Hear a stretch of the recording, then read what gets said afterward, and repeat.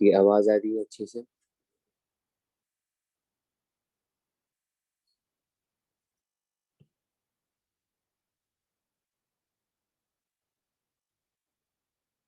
ठीक है, तो स्टार्ट करते हैं क्लास।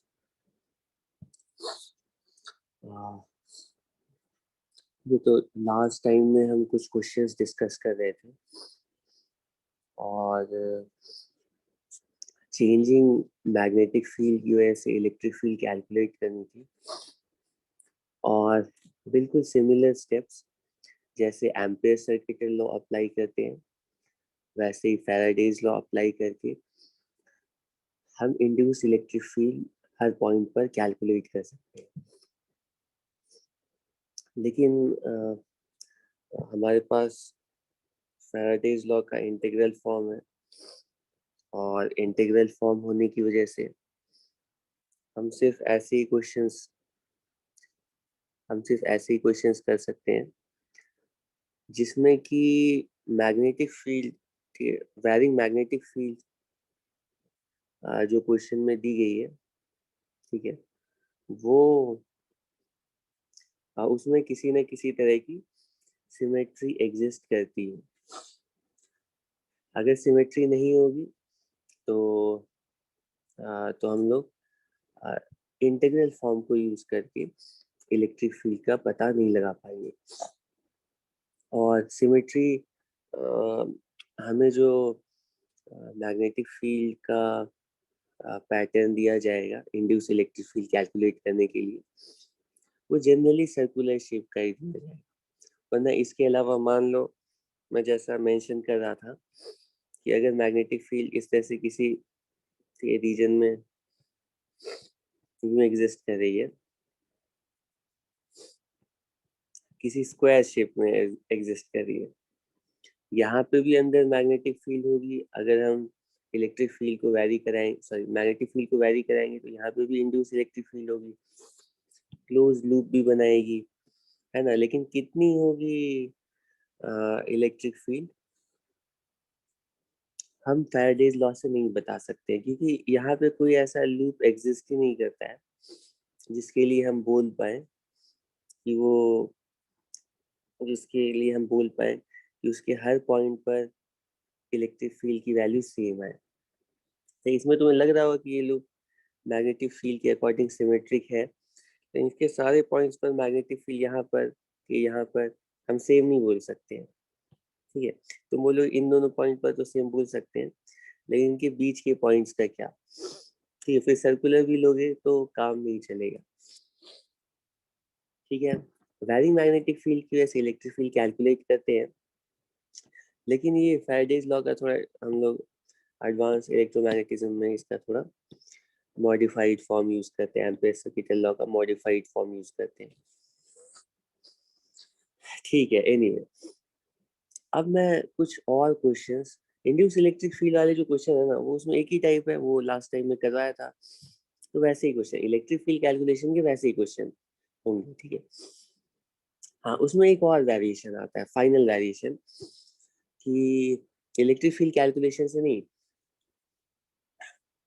अब उस इलेक्ट्रिक फील्ड की वजह से फोर्स वाले क्वेश्चन और मोमेंटम वाले, एंगुलर मोमेंटम वाले क्वेश्चंस बन सकते हैं, जो कि मैंने सेंड किए थे तुम्हें। ठीक है, लास्ट टाइम में तुमसे पूछे थे, तो वो क्वेश्चंस तुम लोगों ने ट्राई किए थे, उसमें अगर वो अगर सॉल्व हो गए तो ठीक है, अगर नहीं हुए उनको बताना है तो ये बताओ मुझे, वरना हम एक फाइनल पॉइंट पे एक और इस टाइप के क्वेश्चंस भी बनते हैं कि सर्कुलर रीजन में मैग्नेटिक फील्ड कन्फाइंड है, कि अब इसके अराउंड सर्कुलर नेचर की इंड्यूस्ड इलेक्ट्रिक फील्ड प्रोड्यूस हो गई, कि हर जगह पर सर्कुलर नेचर की इंड्यूस्ड इलेक्ट्रिक फील्ड प्रोड्यूस हो गई।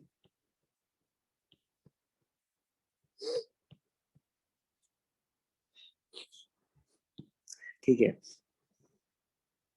देखो फैराडेज लॉ अप्लाई करके तुम लूप के अंदर टोटल ईएफ निकाल सकते हो, लेकिन अगर तुम्हें मैग्नेटिक फील्ड का पता है, मैग्नेटिक फोर्स का पता है और इलेक्ट्रिक फोर्स का पता है, इंड्यूस इलेक्ट्रिक फील्ड हर जगह पता है, तो तुम्हें फैराडेज लॉ की जरूरत नहीं है, इंटीग्रल, लाइन इंटीग्रल से भी तुम ईएमएफ अपने लूप के अराउंड कैलकुलेट कर सकते हो, क्योंकि ईएमएफ तो और कुछ नहीं होता है सिवाय line integral of electric and magnetic force की।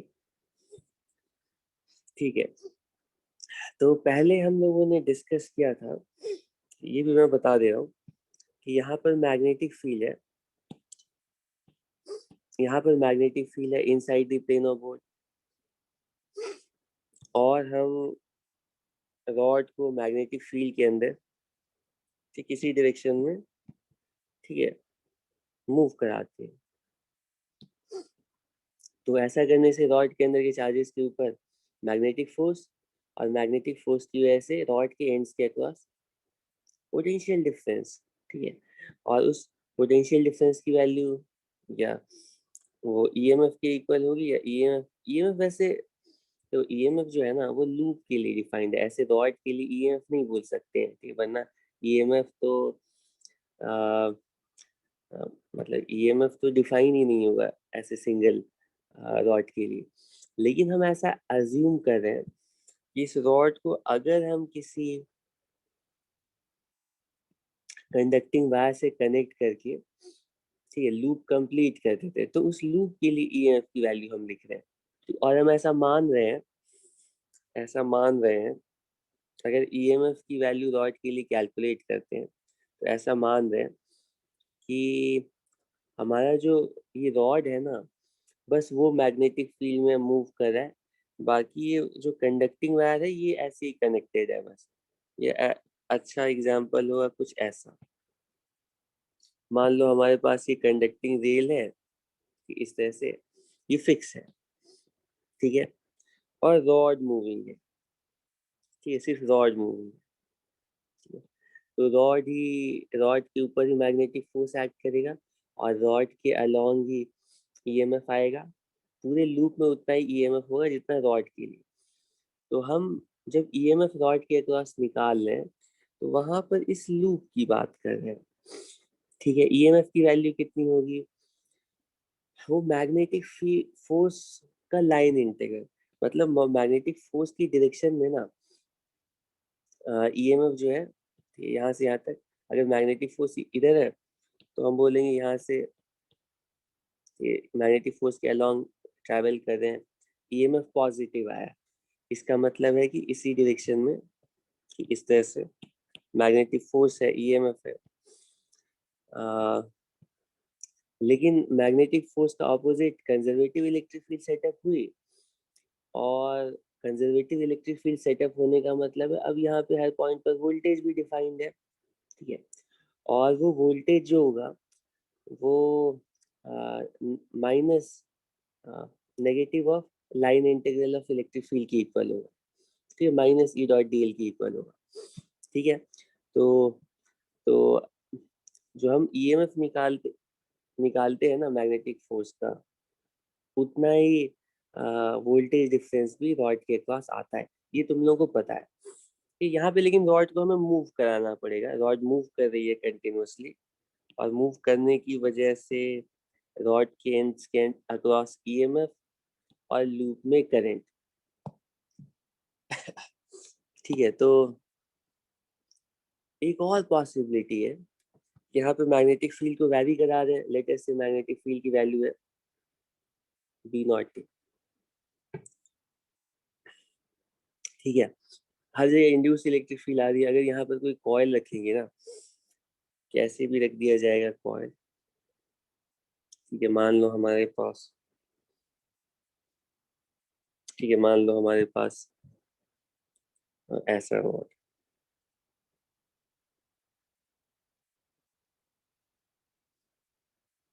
ठीक, इसमें बहुत सारे क्वेश्चंस बनाए जा सकते हैं, इसमें तुम्हें थोड़ा दिमाग लगाना पड़ेगा, सॉल्व कर सकते हैं, ए बी सी डी, इस लूप के अक्रॉस ईएमएफ कितना होगा तो कैलकुलेट कर सकते हो, या इसको थोड़ा और अच्छा बना देता हूँ, इस लूप के अक्रॉस ईएमएफ कितना होगा, ये है मान लो हमारे पास, इस तरह का स्क्वायर लूप दिया गया है, ए बी सी डी।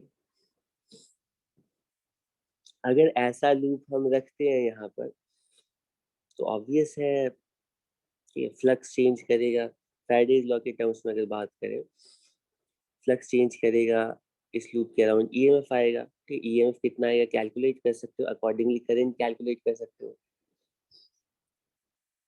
अब इसको थोड़ा हम इंड्यूस इलेक्ट्रिक फील्ड के टर्म्स में समझते हैं। यहाँ पे इलेक्ट्रिक फील्ड एग्जिस्ट करेगी इस तरह से सर्कुलेटिंग नेचर की इलेक्ट्रिक फील्ड एग्जिस्ट करेगी, और इस सर्कुलेटिंग इलेक्ट्रिक फील्ड की वजह से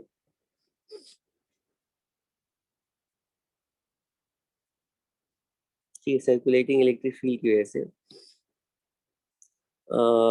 इसमें सर्कुलेटिंग इलेक्ट्रिक फील्ड की वजह से तुम सोचोगे इस वाले पार्ट में ना इलेक्ट्रिक फील्ड का कंपोनेंट इधर है, इस वाले पार्ट में इलेक्ट्रिक फील्ड का कंपोनेंट इधर है, इस वाले पार्ट में इलेक्ट्रिक फील्ड का कंपोनेंट इधर है। ठीक है, तो इन इलेक्ट्रिक फील्ड की वजह से चार्जेस सर्कुलेट करें।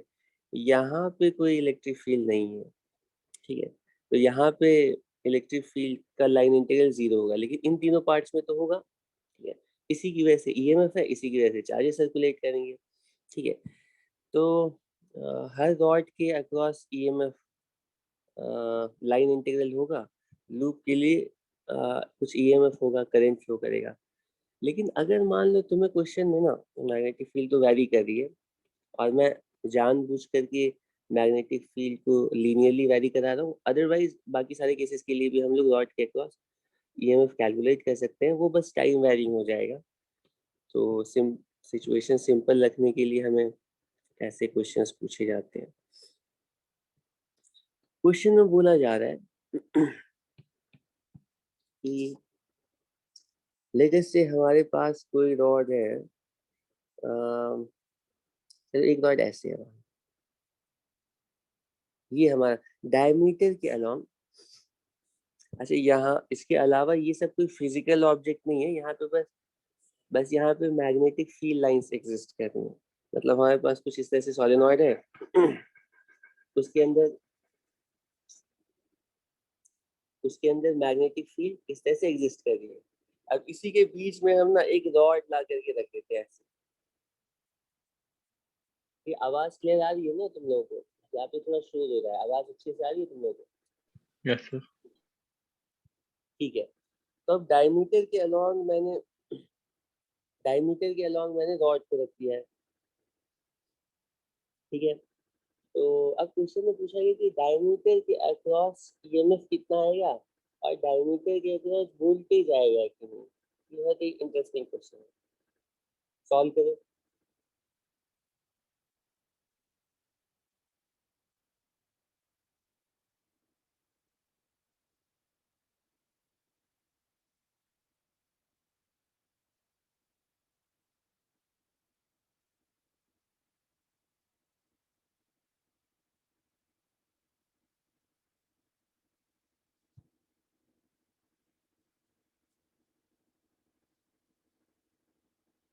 कितना आएगा ईएमएफ, ईएमएफ और वोल्टेज आएगा कि नहीं? यहाँ पे मैग्नेटिक फोर्स तो नहीं है, इलेक्ट्रिक फोर्स है। तो इलेक्ट्रिक फील्ड की वजह से यहाँ पर रॉड के अक्रॉस ईएमएफ आ सकता था, लेकिन ईएमएफ का मतलब है इलेक्ट्रिक फोर्स का या इलेक्ट्रिक फील्ड का लाइन इंटीग्रल। बिल्कुल वैसे ही जैसे यहाँ पे जो सारी चीजें बता रहा था, बस यहाँ पे रॉड मूविंग है, बाकी तो कोई डिफरेंस नहीं है। मैग्नेटिक फोर्स अंदर के चार्जेस को ना एक एंड से दूसरे एंड तक लेकर के जाते हैं, और चार्जेस के एक्यूमुलेशन की वजह से पोटेंशियल डिफरेंस भी आता है। बिल्कुल वही स्टोरी यहाँ पर हो सकती है, लेकिन यहाँ पर इलेक्ट्रिक फील्ड अगर हम देखेंगे, अगर अंदर की तरफ, तो इलेक्ट्रिक फील्ड ऐसे एग्जिस्ट कर रही है, इलेक्ट्रिक फील्ड ऐसे एग्जिस्ट कर रही है। तो ए से बी के अक्रॉस इलेक्ट्रिक फील्ड का लाइन इंटीग्रल 0 होगा, और लाइन इंटीग्रल 0 होने की वजह से ए से बी के अक्रॉस ईएमएफ भी 0 होगा, और ईएमएफ भी 0 है, और पोटेंशियल डिफरेंस वो भी 0 होगा, क्योंकि इसके अंदर कोई इलेक्ट्रिक या मैग्नेटिक फोर्स ही नहीं है जो कि चार्जेस को ऐसे माइग्रेट करा है तो इस रॉड के अक्रॉस वोल्टेज भी नहीं आएगा। लेकिन अगर सेम रॉड को मैं धीरे धीरे ना स्लाइड करता हूँ,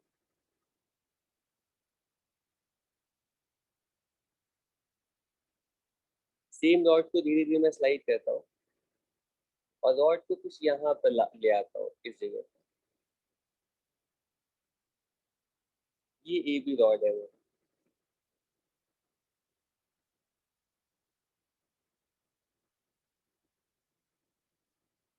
ठीक है, मुझे बताओ इस ए बी रॉड के पास ईएमएफ आएगा या नहीं आएगा? ईएमएफ होगा या नहीं? ईएमएफ का मतलब है अगर इसको कंडक्टिंग वायर से रखते, से कनेक्ट करते, और जो कंडक्टिंग वायर है, कंडक्टिंग वायर को ए और बी के बीच में कनेक्ट करते, और जो कंडक्टिंग वायर है वो इस wiring magnetic field electric field वाले रीजन से बाहर होती, किसी तरह से शील्ड करके हम वायर वाला जो पार्ट है ना, ये वाला पार्ट बाहर रखते, तो इस लूप के लिए ईएमएफ आता कि नहीं, यही इस वायर के ईएमएफ का मतलब है। ठीक है, वरना ईएमएफ मीनिंगलेस है अगर हमारे पास लूप नहीं है। ठीक है, बताओ।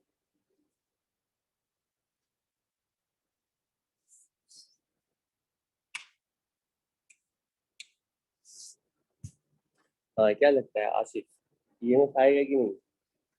इस बार आना चाहिए या नहीं?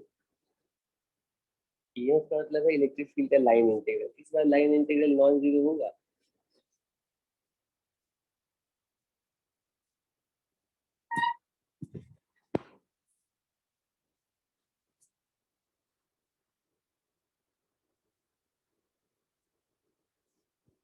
ये बिल्कुल नॉन जीरो होगा, क्योंकि इलेक्ट्रिक फील्ड लाइंस कुछ इस तरह की हैं, तुम्हें पता है इलेक्ट्रिक फील्ड लाइंस का पैटर्न मैंने बनाया था कि सरफेस के पास इलेक्ट्रिक फील्ड लाइन डेंसिटी ज़्यादा है, फिर ऐसे इन्वर्सली प्रोपोर्शनल हुआ है। हाँ, वेरी गुड। तो इलेक्ट्रिक फील्ड एग्जिस्ट करे, इधर की तरफ न्यू इलेक्ट्रिक फील्ड, इधर की तरफ new electric field, electric field exist कर रही है।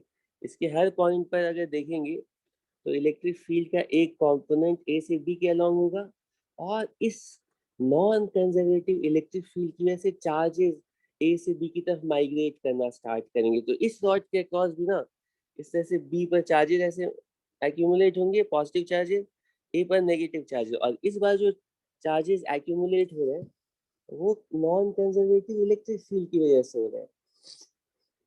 ठीक है, तो इसके पास कुछ वोल्टेज भी आएगा। ठीक है, ईएमएफ कितना होगा, वोल्टेज कितना होगा, वो हम कैलकुलेट कर सकते हैं। इलेक्ट्रिक फील्ड का लाइन इंटीग्रल निकालो, और लाइन इंटीग्रल से तुम्हें पता चल जाएगा कि ए से बी के बीच में ईएमएफ कितना है, वोल्टेज कितना है। तो इस क्वेश्चन को मैं सॉल्व कर देता हूँ, या तुम लोग खुद से करोगे, बताओ इसको कर पाओगे? एक तरीका है सॉल्व करने का, वैसे बहुत सर पॉसिबिलिटीज बनाए। हाँ, सर जो पिछला केस था ना, कौन सा? जिसमें लाइन, डायमीटर डायमीटर पे रॉड अच्छा थे, अच्छा, हाँ ठीक है। सर उस पे इलेक्ट्रिक फील्ड की वजह से टॉर्क आएगा ना, मतलब वो फिर घूमेगी ना सेंटर ऑफ मास के वो। नहीं नहीं नहीं नहीं, देखो तुम फिर यहाँ पर अ, ये दो अलग अलग केसेस हैं। जैसे यहाँ पर अगर मैं यहाँ पर एक रिंग लिया था इससे पहले, ठीक है, और उस रिंग को चार्ज किया था, इसको रिंग को चार्ज किया था, ठीक है, तो चार्ज करने की वजह से इस चार्ज रिंग के ऊपर फोर्स एक्ट कर रहा था, और इस फोर्स की वजह से ये जो रिंग है वो रोटेट कर रहा था, टॉर्क था, एंगुलर एक्सेलरेशन था। ठीक है, अब अगर इसको चार्ज में नहीं करता हूँ, ऐसे ही सिर्फ रिंग रख देता हूँ, तो इसके अंदर इलेक्ट्रिक फील्ड थी, इलेक्ट्रिक फील्ड की वजह से चार्जेस सर्कुलेट कर रहे थे, और इसमें करंट भी था। कि लेकिन करंट इसलिए था क्योंकि लूप कंप्लीट है। अगर मान लो यहाँ पे मैं रॉड ऐसे करके वायर रखता ना आधा,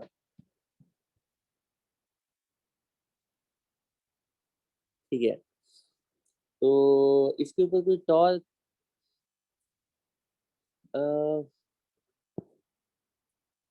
इस पे वैसे जैसे हम जैसे उसको इलेक्ट्रिक फील्ड के अंदर रखेंगे तो इलेक्ट्रिक फील्ड की वजह से यहाँ पे पॉजिटिव चार्जेस आ जाएंगे, नेगेटिव चार्जेस आ जाएगा, तो ये कंजर्वेटिव इलेक्ट्रिक फील्ड सेटअप करेगी।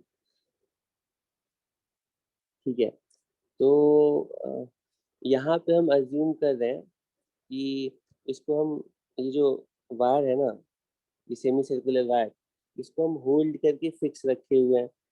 तो इसके अंदर करंट और वोल्टेज देख रहे थे, तो इसके अक्रॉस वोल्टेज आएगा, ईएमएफ भी होगा और ईएमएफ भी होगा, और उसके करस्पॉन्डिंग हम कंजर्वेटिव फील्ड प्रोड्यूस होगी और वोल्टेज भी डिफाइन कर सकते हैं। ठीक है, अब इसके ऊपर फोर्स और टॉर्क होगा कि नहीं, डेफिनेटली होगा, लेकिन वो हमें कैलकुलेट नहीं करना है। और ये जो चार्ज आ रहा है उसके अकॉर्डिंग कितना टॉर्क होगा, क्योंकि ये जो एंड्स पे जो, जैसे तुम इलेक्ट्रिक बैटरी को भी लेते हो, ठीक है, तो बैटरी के ऊपर भी यहाँ पे इलेक्ट्रॉड्स, जो चार्ज इलेक्ट्रॉड्स हैं, इसको अगर इलेक्ट्रिक फील्ड में रखते हैं तो इन इलेक्ट्रॉड्स के ऊपर फोर्स एक्ट करेगा, है ना, फोर्स की वजह से। लेकिन हम उसको भी इग्नोर कर रहे हैं, क्योंकि उसकी वजह से पहला पॉइंट हो सकता है कि ये फोर्स बहुत कम हो compare to completely charge rod, और दूसरा कि हम उसको स्टेशनरी मान करके क्वेश्चन सॉल्व कर रहे हैं। ठीक है, अगर नौ, जो ए बी रॉड मैंने रखा है ना, ए बी रॉड रखा है, तो इसमें चार्ज है, अलग से हमने चार्ज नहीं डाला है। तो हम ऐसा बोलते हैं कि इसकी लेंथ के परपेंडिकुलर डायरेक्शन में ट्रैवल करने के लिए चार्जेस के पास जगह ही नहीं है, तो चार्जेस वहीं पर रहेंगे। ठीक है, चार्जेस वहीं पर रहेंगे। और दूसरा कि अगर तुम उसके ऊपर फोर्स कैलकुलेट करना चाहते हो, तो इलेक्ट्रिक फील्ड तो है, लेकिन यहाँ पे ऐसे तुम्हारे पास चार्जेस है, लेकिन वो चार्जेस है तो नेगेटिव चार्जेस भी तो है। ठीक है, यहाँ पे तो चार्जेस थोड़ा सेपरेट हो गए हैं, तो तुम बोल सकते हो इस पे फोर्स, इलेक्ट्रिक फील्ड की वजह से इन पे कुछ फोर्स भी एक्ट कर सकता है ना, फोर्स टॉर्क हो सकता है, लेकिन वो अभी हम इग्नोर कर रहे हैं, कैलकुलेट नहीं कर रहे। अगर पूछा जाएगा कि होगा या नहीं, डेफिनेटली होगा, जनरली वो बहुत ही कम होगा। एंड्स पे कुछ चार्जेस आए हैं, उस उन चार्जेस की वजह से नेट फोर्स टॉर्क हो सकता है। लेकिन ये जो ए बी है, इस पे ऐसा इसलिए नहीं होगा, क्योंकि डायमीटर वाले रॉड पे ऐसा इसलिए नहीं होगा क्योंकि इसके अंदर पॉजिटिव चार्जेस और नेगेटिव चार्जेस दोनों हैं, और वो सेपरेट नहीं हो पा रहे। इसलिए नहीं हो पा रहे क्योंकि इसके परपेंडिकुलर डायरेक्शन में ना चार्जेस के मूवमेंट के लिए जगह ही नहीं है। ठीक है, तो यहीं पे पॉजिटिव है, नेगेटिव है, इलेक्ट्रिक फील्ड तो है, तो इसके ऊपर फोर्स टॉर्क जो है वो जीरो होगा। ठीक है, अब मेरी मेरे क्वेश्चन पे आ जाओ, कि तुम्हारे क्वेश्चन का मैंने आंसर दे दिया, अब मेरे क्वेश्चन का आंसर कौन देगा। तो मेरा कहना था कि अगर हम यूं इस तरह से रॉड ए बी को टेंजेंशियल रखते हैं, रॉड ए बी की जो लेंथ है वो डायमीटर के इक्वल है, तो ए बी के अक्रॉस तुम नोटिस करो ये रॉड को हम मूव नहीं करा रहे हैं, जैसा मोशनल ईएमएफ के केस में होता था, हम यहाँ पे बस स्टेशनरी रखते हैं। तब भी इस रॉड के एंड्स के across non conservative electric field की वजह से ईएमएफ आएगा, और जैसे ही चार्जेस एक्यूमुलेट होंगे, बी और ए के बीच में पोटेंशियल डिफरेंस आएगा। हम दोनों की वैल्यू कैलकुलेट कर सकते हैं, और यहाँ पे भी हम बिल्कुल, और यहाँ पे इंटरेस्टिंग है, यहाँ पे ये पहले क्या बोलते थे ना, ये दोनों केसेस हम ले लेते हैं। ये जो रॉड है और ये, इसको हम मूविंग रखते हैं, ये रॉड मूविंग है, ठीक है, तो इसके एंड्स के क्रॉस ऐसे ये मैग्नेटिक फोर्स है, और इसके ऑपोजिट डायरेक्शन में कंजर्वेटिव इलेक्ट्रिक फील्ड है। ठीक है, ये ऑपोजिट डायरेक्शन में कंजर्वेटिव इलेक्ट्रिक फील्ड, इसको कंजर्वेटिव। तो मैग्नेटिक फील्ड का लाइन इंटीग्रल कैलकुलेट करते हैं, और वही ईएमएफ वोल्टेज के इक्वल होता है, क्योंकि वो negative of line integral of conservative electric field के इक्वल होता है। यहाँ पे ना ए से बी चार्जेस को माइग्रेट कराने के लिए non conservative electric field responsible है, तो हम बोलते हैं यहाँ पे नॉन कंजर्वेटिव इलेक्ट्रिक फील्ड आएगी, जिसकी वजह से चार्जेस माइग्रेट होंगे, और इस नॉन कंजर्वेटिव इलेक्ट्रिक फील्ड का जो लाइन इंटीग्रल होगा ए से बी तक, ठीक है, नॉन कंजर्वेटिव, इसको लिखना पड़ेगा नॉन कंजर्वेटिव, वो उतना ही होगा, क्योंकि अब नॉन कंजर्वेटिव फील्ड की वजह से जैसे ही चार्जेस माइग्रेट करके ए और बी पर एक्यूमुलेट हो जाएंगे, अब इसकी वजह से कंजर्वेटिव नेचर की फील्ड ऑपोजिट डायरेक्शन में अंदर सेटअप होगी, ई कंजर्वेटिव, ऑपोजिट डायरेक्शन में E conservative, equal, equal and opposite. ठीक है, वैसा ही होगा जैसा यहाँ पर हुआ था। ठीक है, तो ये माइनस ई कंजर्वेटिव डीएल की इक्वल होगी। तो हम बोल सकते हैं कि ए से बी के लिए जो ईएमएफ होगा वो बी और ए के बीच में वोल्टेज डिफरेंस की इक्वल होगा। ठीक है, तो तुम पॉजिटिव और नॉन कंजर्वेटिव इलेक्ट्रिक फील्ड का लाइन इंटीग्रल कैलकुलेट करो, या negative of conservative electric field का लाइन इंटीग्रल कैलकुलेट करो, सेम ही आएगा, और वो रॉड के पास वोल्टेज डिफरेंस की इक्वल होगा। अगर ये बैटरी की तरह ट्रीट करेगा, अगर इसको किसी कंडक्टिंग वायर से कनेक्ट करेंगे तो लूप में करंट भी फ्लो करेगा। ठीक है, अब क्वेश्चन है कि ये ईएमएफ और वोल्टेज कितना होगा, तो तुम्हें हर जगह पर इलेक्ट्रिक फील्ड पता है, और इलेक्ट्रिक फील्ड का लाइन इंटीग्रल तुम कैलकुलेट करो, और कैलकुलेट करो कि ईएमएफ कितना होगा। ठीक है, तो ये जो लाइन इंटीग्रल है उतना सिंपल नहीं है, लेकिन इतना पता है कि लाइन इंटीग्रल नॉन जीरो तो होगा।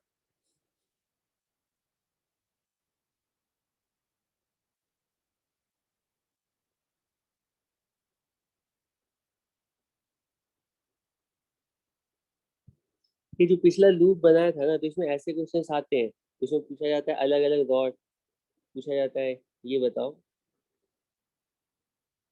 मान लो ए बी सी डी है, तो पूछा जाता है ए से बी के अक्रॉस लाइन इंटीग्रल और सी से डी के equal line along line integral same होगा, ठीक है, डिफरेंट होगा, कुछ नहीं कहा जा सकता, है ना, या वो ए डी के इक्वल होगा। तो इस तरह के कमेंट्स पूछे जा सकते हैं। यहाँ पे तुम देख सकते हो कि इलेक्ट्रिक फील्ड लाइंस को देख करके तुम बता सकते हो कि ए से बी के अक्रॉस उतना ही लाइन, एग्जैक्टली उतना ही लाइन इंटीग्रल होगा जितना कि सी से डी के अलाउंग होगा। तो ए से बी और सी से डी दोनों के अक्रॉस सेम वोल्टेज आएगा। ठीक है, okay okay, same line integral की वैल्यू, वोल्टेज अगर मतलब लूप कंप्लीट नहीं है, रॉड है, तो उसके लिए डिफाइन कर रहे हैं भैया। हाँ, तो ये हमारा रॉड है, इस रॉड के अक्रॉस हम निकालना चाहते हैं। तो एक तरीका है, यहाँ से कोई भी हमने एलिमेंट लिया, ठीक है, और इस एलिमेंट के अक्रॉस इलेक्ट्रिक फील्ड कैलकुलेट की, ठीक है, और इस इलेक्ट्रिक फील्ड का कंपोनेंट देखा है यहाँ पे, और डॉट डीएल पे ये इलेक्ट्रिक फील्ड है और ये डिस्प्लेसमेंट है। ठीक है, और एलिमेंट कैसे लेंगे, एलिमेंट कैसे लेंगे, ये नीड के हिसाब से इसको तुम्हें करना जरूरी नहीं है, और मैं सॉल्व भी नहीं करने को कह रहा हूँ। मैं बस कह रहा हूँ कि अगर तुम्हें इंटीग्रेट करना होता तो कैसे करते तुम, इलेक्ट्रिक फील्ड की स्ट्रेंथ कितनी होगी वो कैलकुलेट कर लेते, वो B naught capital R square upon two R की इक्वल आती। ठीक है, और उसका कंपोनेंट निकालते लेंथ के अलावा। ठीक है, डॉट डीएल, तो इससे तुम इलेक्ट्रिक फील्ड का लाइन इंटीग्रल निकाल सकते थे। ठीक है, डिफिकल्ट नहीं है, निकाल सकते थे। ये कैलकुलेट करते, लेकिन एक और तरीका है कि ये वाला मेथड तो है ही, प्रॉपरली तुम इलेक्ट्रिक फील्ड कैलकुलेट करते हो और प्रॉपरली डेफिनेशन के अकॉर्डिंग ए बी के अक्रॉस इलेक्ट्रिक फील्ड का लाइन इंटीग्रल कैलकुलेट करते हो, ये तो तरीका है ही। लेकिन एक और तरीका है, ए से बी के लिए लाइन इंटीग्रल कैलकुलेट करने का एक और तरीका है, और वो बहुत ही इंटरेस्टिंग है। ये देखते हैं तुम लोग उसको अप्रिशिएट कर पाते हो कि नहीं। ए,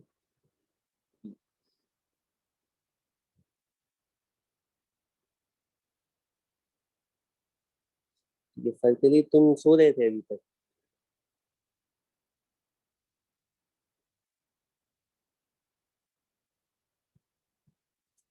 ये हमारे पास कॉर्ड है,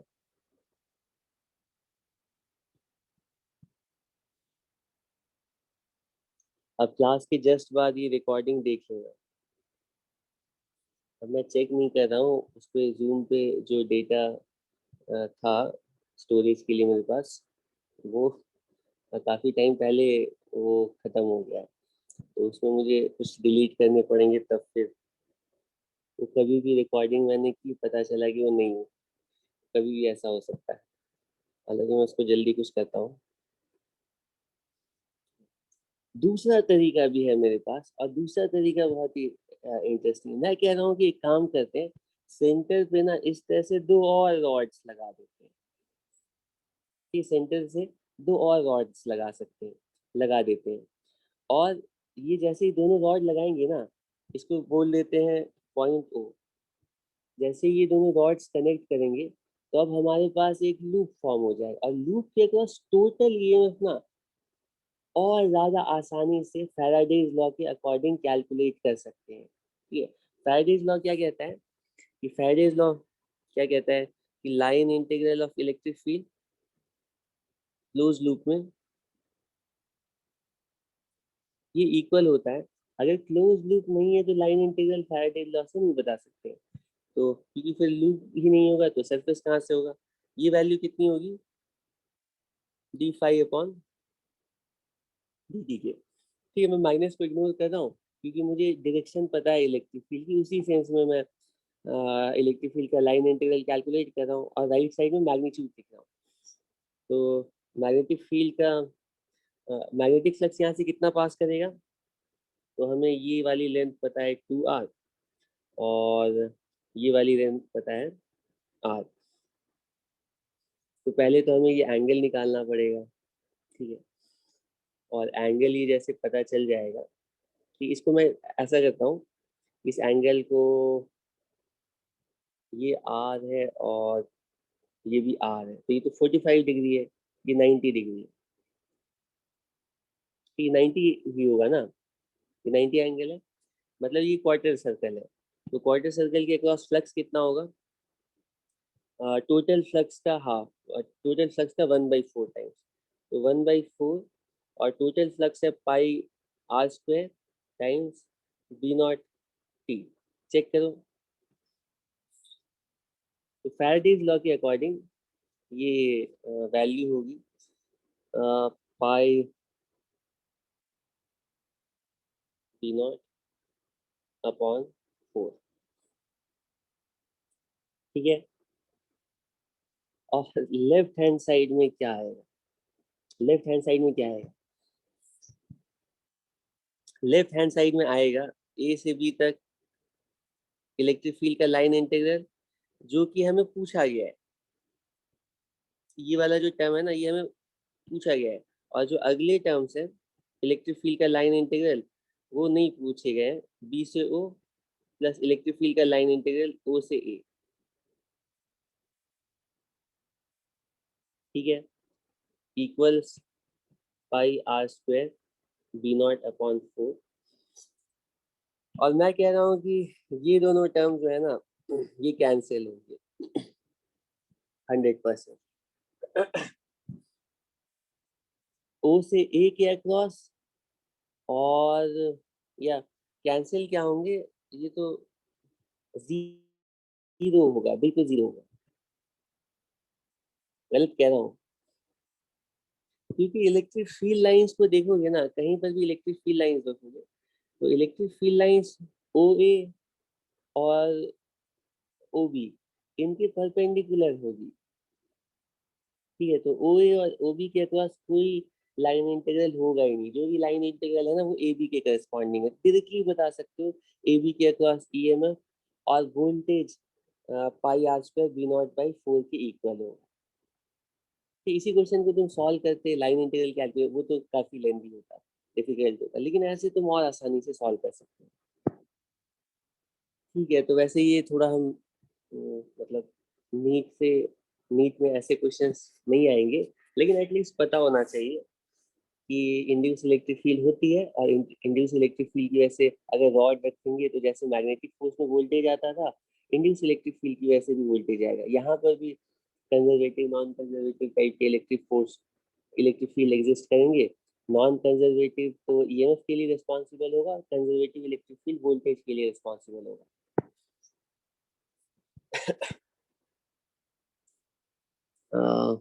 ठीक है, इन सब में एनर्जी एस्पेक्ट भी थोड़ा डिस्कस कर लें क्या? कि स्टार्टिंग से मैं लिंक करता हुआ चलता हूँ। यहाँ पे हमारे पास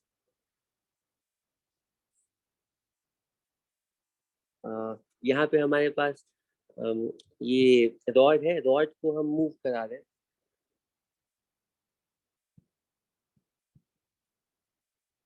रॉड को हम मूव करा रहे हैं, ठीक है। और यहाँ पे मैग्नेट्स है, मैग्नेट्स फिक्स है, ठीक है। तो जब इस रॉड को हम मूव कराते हैं तो इसके अंदर मैग्नेटिक फोर्स एक्ट करता है, ठीक है। इसको मान लो कांस्टेंट वेलोसिटी से हिट करते हैं, मैग्नेटिक फोर्स एक्ट करता है। मैग्नेटिक फोर्स की वजह से रॉड के अक्रॉस ईएमएफ वोल्टेज बिल्डअप हो जाता है, लेकिन इसके ऊपर कोई एक्सटर्नल फोर्स अप्लाई करने की जरूरत नहीं है, क्योंकि इस रॉड में कोई करंट नहीं आएगा। वोल्टेज डिफरेंस तो आएगा जब तक लूप से कनेक्ट नहीं कर रहे, तो जब तक लूप से कनेक्ट नहीं कर रहे तो इस रॉड के अक्रॉस कोई करंट नहीं आएगा, और इस पे कोई रॉड के अलोंग करंट की वजह से कोई मैग्नेटिक फोर्स नहीं आएगा, ठीक है। क्योंकि ये नॉर्मल वायर है, ठीक है, इसमें कोई करंट नहीं है, तो नॉर्मल वायर के ऊपर मैग्नेटिक फील्ड कोई फोर्स एग्जर्ट नहीं करेगी, ठीक है। तो होता क्या है कि जैसे ही हम इसको किसी कंडक्टिंग रेल से कनेक्ट कर देते हैं, इस तरह से मान लो कंडक्टिंग रेल, जैसे ही हम इसको कंडक्टिंग रेल से कनेक्ट कर देते हैं, अब इसमें करंट फ्लो करना स्टार्ट करता है, और करंट फ्लो करने की वजह से मैग्नेटिक फोर्स, मैग्नेटिक फील्ड इस वायर के ऊपर I L cross B force, B I L force exert करती है, ठीक, इधर की तरफ ऑपोजिट डायरेक्शन में मैग्नेटिक फोर्स इधर की तरफ एक्ट करती है। और कांस्टेंट वेलोसिटी से अगर तुम चाहते हो मूव कराना है, तो इसके ऊपर तुम्हें एक्सटर्नल फोर्स इधर की तरफ अप्लाई करना पड़ता है। तो हम बोलते हैं कि जो एक्सटर्नल फोर्स का वर्क डन है ना, एक्सटर्नल फोर्स जितनी एनर्जी सप्लाई कर रही है, वही एनर्जी एक्चुअली सर्किट के अंदर, वही एनर्जी एक्चुअली सर्किट में करंट ला रही है, ठीक है। अब इसका बिल्कुल रिवर्स फिनोमेना देखते हैं कि यहाँ पे रॉड स्टेशनरी है, या ये तुम लोगों का असाइनमेंट है, तो मुझे ये एक्सप्लेन करना नेक्स्ट टाइम में, इसको सोच करके आना। रॉड स्टेशनरी और मैग्नेट्स को ही हम आगे लेके जा रहे हैं, ठीक है। जैसा मैंने एग्जांपल दिया था, मान लो इसके नीचे वाले फ्लोर में मिनियंस हैं, उनकी बैकपैक में हमने मैग्नेट्स रख दिए, और सारे मिनियंस ना जिधर जिधर रॉड ट्रैवल करे उसके ऑपोजिट डायरेक्शन में मैग्नेट्स ही मूव कर रहे हैं, मैग्नेट्स ऐसे मूव कर रहे हैं, ठीक है, मैग्नेट्स मूव कर रहे हैं, ठीक है। तो अब क्वेश्चन है कि यहाँ पर जो रॉड के अंदर करंट आएगा, और रॉड के करंट की वजह से सर्किट के अंदर एनर्जी डिसिपेट होगी, है ना। तो वो एनर्जी अब कौन सप्लाई कर रहा है? क्योंकि यहाँ पर तो तुम्हें इस रॉड को मूव कराने के लिए कुछ वर्क नहीं करना पड़ रहा है, एक्सटर्नल फोर्स अप्लाई करके तुम्हें अब वर्क नहीं करना पड़ रहा है। तो वो एक्सटर्नल फोर्स कौन अप्लाई कर रहा होगा, इस बार पता है? कौन अप्लाई कर रहा होगा, गेस करो।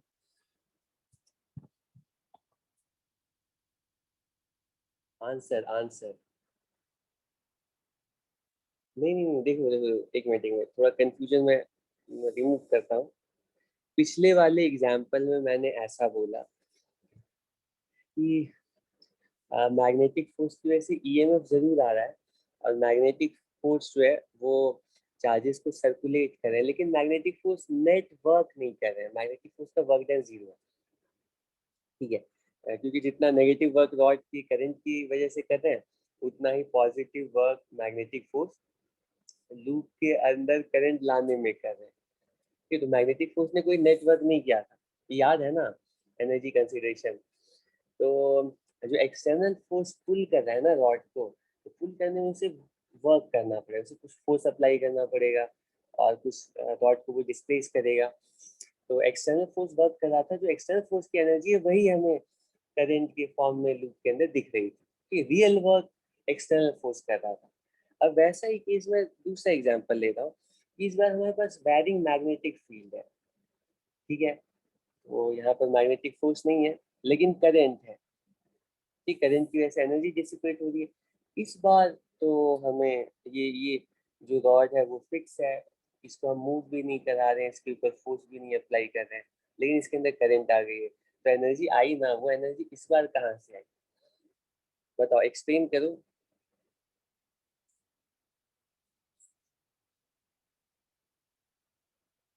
Explain explain. ये भी मैं ही एक्सप्लेन करूँ? कोई आंसर नहीं है तुम्हारे पास? सर्किट में एनर्जी आई है, करंट फ्लो करेगा, इससे तो कोई डिसएग्री नहीं करते हो।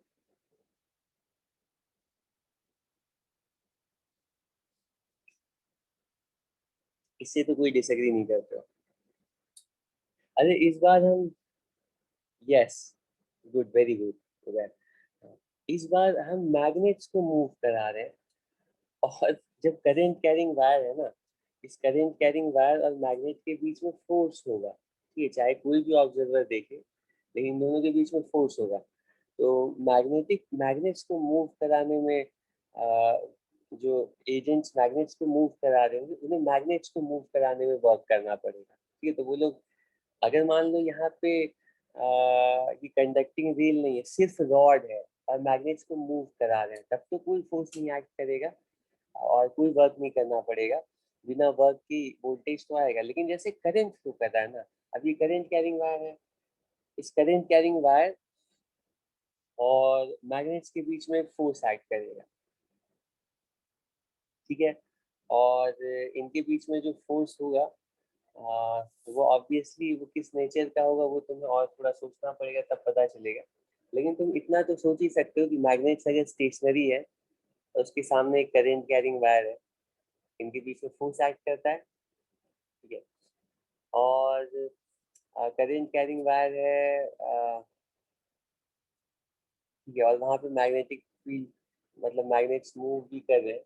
तो इन दोनों के केसेस में ना, मैग्नेटिक फील्ड की वैल्यू जितनी होगी, उस मैग्नेटिक फील्ड की वजह से करंट कैरिंग वायर आ गया, तो उसके बीच में मैग्नेटिक फोर्स एक्ट कर रहा होगा। ये मतलब पहले केस की तरह ही दूसरे केस में भी मैग्नेटिक मैग्नेट्स और करंट कैरिंग वायर के बीच में फोर्स एक्ट करेगा, क्योंकि करंट कैरिंग वायर भी मैग्नेट की तरह ट्रीट होता है। तो करंट कैरिंग वायर मैग्नेट के बीच में फोर्स एक्ट करेगा, और वायर को तो हमने फिक्स रखा है, लेकिन मैग्नेट को मूव करा रहे हैं।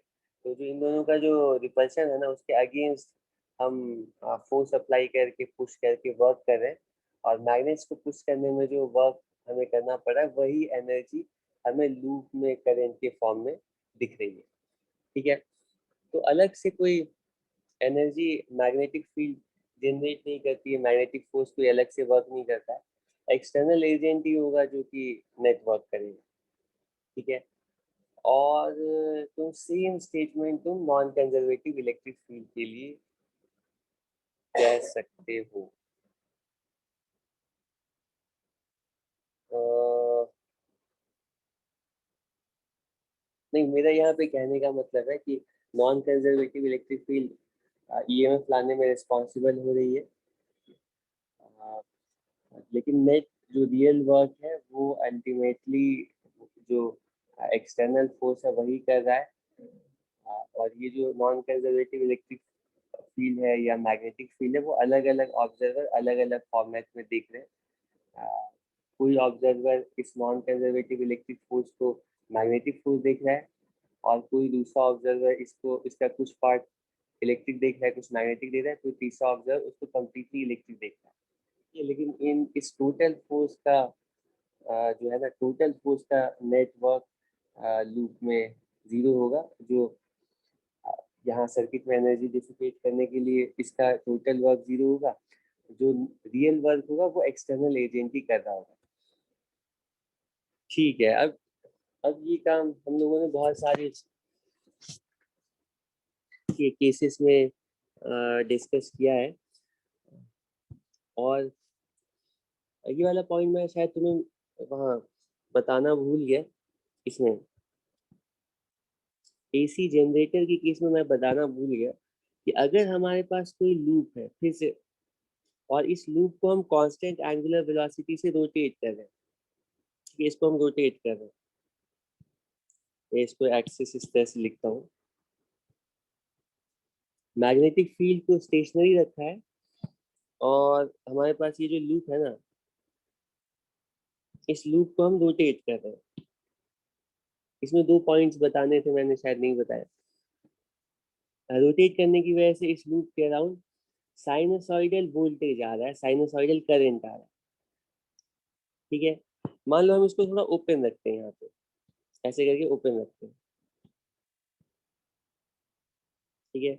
और इसके साथ भी ना ये वाला जो वायर है इसके साथ मान लो ऐसे करके, ऐसे करके ऐसे बड़ा रिंग लगा देते हैं। ऐसा क्यों कर रहे हैं? तो ये वाली जो वायर है ना, ये इसको थोड़ा सा मैं, इसमें से एक वायर जो है ना ज्यादा पास है, ठीक है, और दूसरी वायर थोड़ा दूर है। तो इसका फायदा क्या होता है, ये भी इंजीनियरिंग है। इसको हम क्या कहते हैं, इसको एक बड़े, इसको थोड़ा आगे लाते हैं वायर को, ऐसे एक बड़े लूप के साथ सर्कुलर रिंग के साथ कनेक्ट कर देते हैं, ठीक है, इस तरह से। और ये जो छोटा वाला वायर है ना, इसको हम छोटे रिंग के साथ कनेक्ट कर देते हैं। और तुम देख सकते हो दोनों सर्कुलेट करते रहेंगे, मतलब दोनों एंड सर्कुलेट करते रहेंगे। ये लूप कांस्टेंट एंगुलर वेलोसिटी से रोटेट करता रहेगा।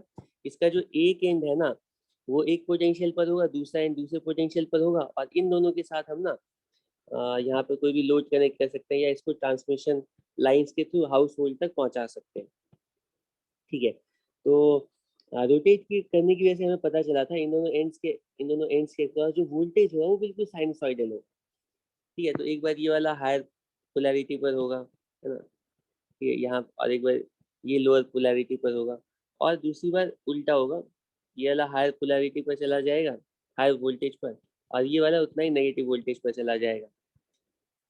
और एक मोमेंट पे जब rate of change of flux 0 है, और ऐसा तब हो रहा होगा जब बिल्कुल यहाँ पर बिल्कुल इस जगह पर जब हमारा मतलब लूप इस तरह से रहेगा, तो इस टाइम में ईएमएफ इस इंस्टेंट पे 0 आएगा, ठीक है। तो दोनों के अक्रॉस वोल्टेज उस मोमेंट पे 0 भी होगा। लेकिन इसमें मैं तुम लोगों से पहला क्वेश्चन पूछना भूल गया, कांस्टेंट एंगुलर वेलोसिटी से रोटेट करना है। तो हम लोगों ने पढ़ा है, ठीक है, स्टार्ट करने के लिए कुछ तुम्हें टॉर्क अप्लाई करना पड़ेगा। लेकिन किसी बॉडी को कांस्टेंट एंगुलर वेलोसिटी से रोटेट करने के लिए टॉर्क थोड़ी ना चाहिए, फोर्स एनर्जी थोड़ी ना चाहिए, वो तो अपने आप ही रोटेट करेगा। अगर किसी बॉडी को ओमेगा से रोटेट कर दे तो छोड़ देते हो, तो वो ओमेगा से हमेशा रोटेट करता रहेगा, अनलेस कि उस पर कोई डिसिपेटिव टॉर्क नहीं एक्ट कर रहा हो। तो सारे प्लैनेट्स हैं उनके पास ये एंगुलर मोमेंटम है, ओमेगा है, उस ओमेगा की वजह से रोटेट कर रहे हैं। तो यहाँ पे कांस्टेंट एंगुलर वेलोसिटी से रोटेट करने में हमें किसी फोर्स, किसी टॉर्क, किसी वर्क की जरूरत ही नहीं है। तो तुम बोलोगे बिना एनर्जी के ही, मतलब बिना किसी एक्सटर्नल फोर्स के ही ये वोल्टेज प्रोड्यूस कर रहा है। वोल्टेज प्रोड्यूस करने में कोई प्रॉब्लम नहीं है। लेकिन जैसे ही तुम इन दोनों एंड्स को ना, मान लो ये जो, हाँ वो बहुत ही नेग्लिजिबल फ्रिक्शन है, ये स्लिप रिंग्स है, इस पे फ्रिक्शन नेग्लिजिबल है। उसको अगर इग्नोर भी करेंगे तो मैं कह रहा हूँ हमें बहुत थोड़ा सा वर्क करना पड़ेगा, कि चलो तुम कह रहे हो कि स्लिप रिंग्स पे वर्क डन करना पड़ेगा फ्रिक्शन की वजह से, तो मान लो हमें करना पड़ेगा टरबाइन को रोटेट करने में बहुत थोड़ा नेग्लिजिबल वर्क करना पड़ेगा। और उतने से वर्क को यूज करके हम हाउस होल्ड तक सारे इलेक्ट्रिकल अप्लायंसेस, सारा लोड जो है, तुम लोग अपने घर पे सब कुछ फ्रिज, एसी, मोटर, टीवी सब कुछ चला रहे हो, और वो सारा उसके लिए कौन पे कर रहा है, उसके करस्पॉन्डिंग वर्क कहाँ से, वो एनर्जी कहाँ से आ रही है, ठीक है। तो ऐसा लगता है कि कांस्टेंट एंगुलर वेलोसिटी से तो खुद ही रोटेट करता है, उसके लिए कोई टॉर्क नहीं चाहिए। तो फिर बिना वर्क की, मतलब बिना हमें एनर्जी स्पेंड की हुई क्या एनर्जी मिल रही है। बताओ। मैग्नेटिक फोर्स नेटवर्क जीरो करता है। मैग्नेट्स हमने रखा है, लेकिन मैग्नेट्स को हमने फिक्स रखा है, तो मैग्नेटिक फोर्स का नेटवर्क जीरो है। तो फिर यहाँ पर क्या हो रहा है? तो फिर यहाँ पर क्या हो रहा है?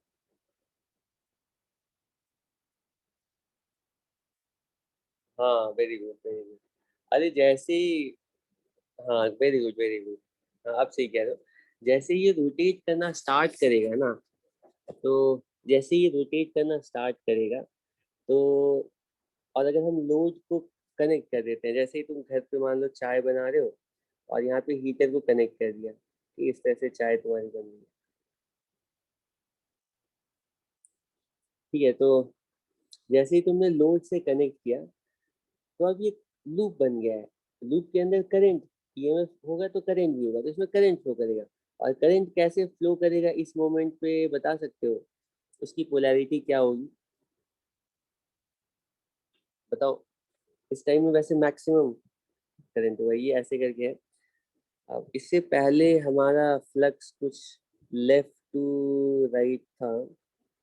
ऊपर वाले सरफेस पे अगर देखेंगे, तो पहले मतलब ऊपर वाले साइड इसके साथ सरफेस अटैच किया, और इस सरफेस की जो ऊपर वाली साइड जो हमें दिख रही है, उसके अक्रॉस अगर फ्लक्स चेक करेंगे, तो एक मोमेंट पहले इससे फील्ड लाइंस एग्जिट कर रही थी, एक मोमेंट बाद एंटर करेंगी। तो फ्लक्स चेंज को अपोज करने के लिए फ्लक्स एंटर, हमें फ्लक्स एग्जिटिंग लानी पड़ेगी, बाहर की तरफ फ्लक्स। तो बाहर की तरफ फ्लक्स का मतलब करंट हम ऐसे फ्लो करेंगे। ठीक है, तो इसमें जो सेंस होगा ना करंट का, ऐसे होगा, ये करंट इधर जा रही है, करंट इधर जा रही है।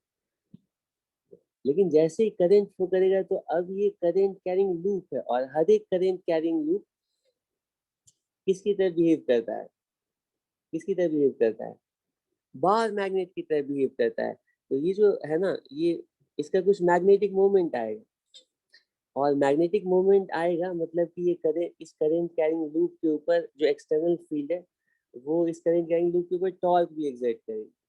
किधर की तरफ टॉर्क एग्जर्ट करेगी? क्लॉकवाइज डायरेक्शन में टॉर्क एग्जर्ट करेगी। तो तुम इसको एंटी क्लॉकवाइज डायरेक्शन में रोटेट करना चाह रहे हो, तो रोटेट करने के लिए तुम्हें कुछ वर्क करना पड़ेगा, है ना?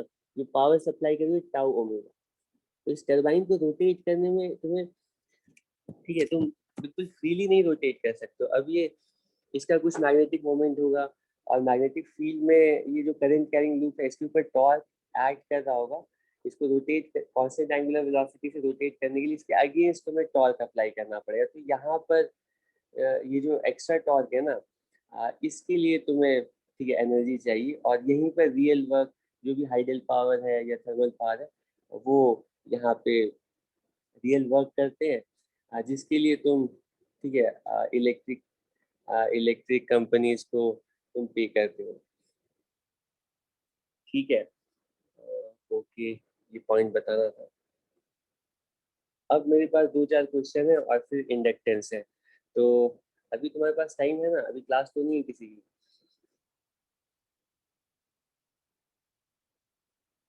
किसी क्लास है अभी? ठीक है, तो क्लास नहीं है ये पता ही नहीं है तुम्हें?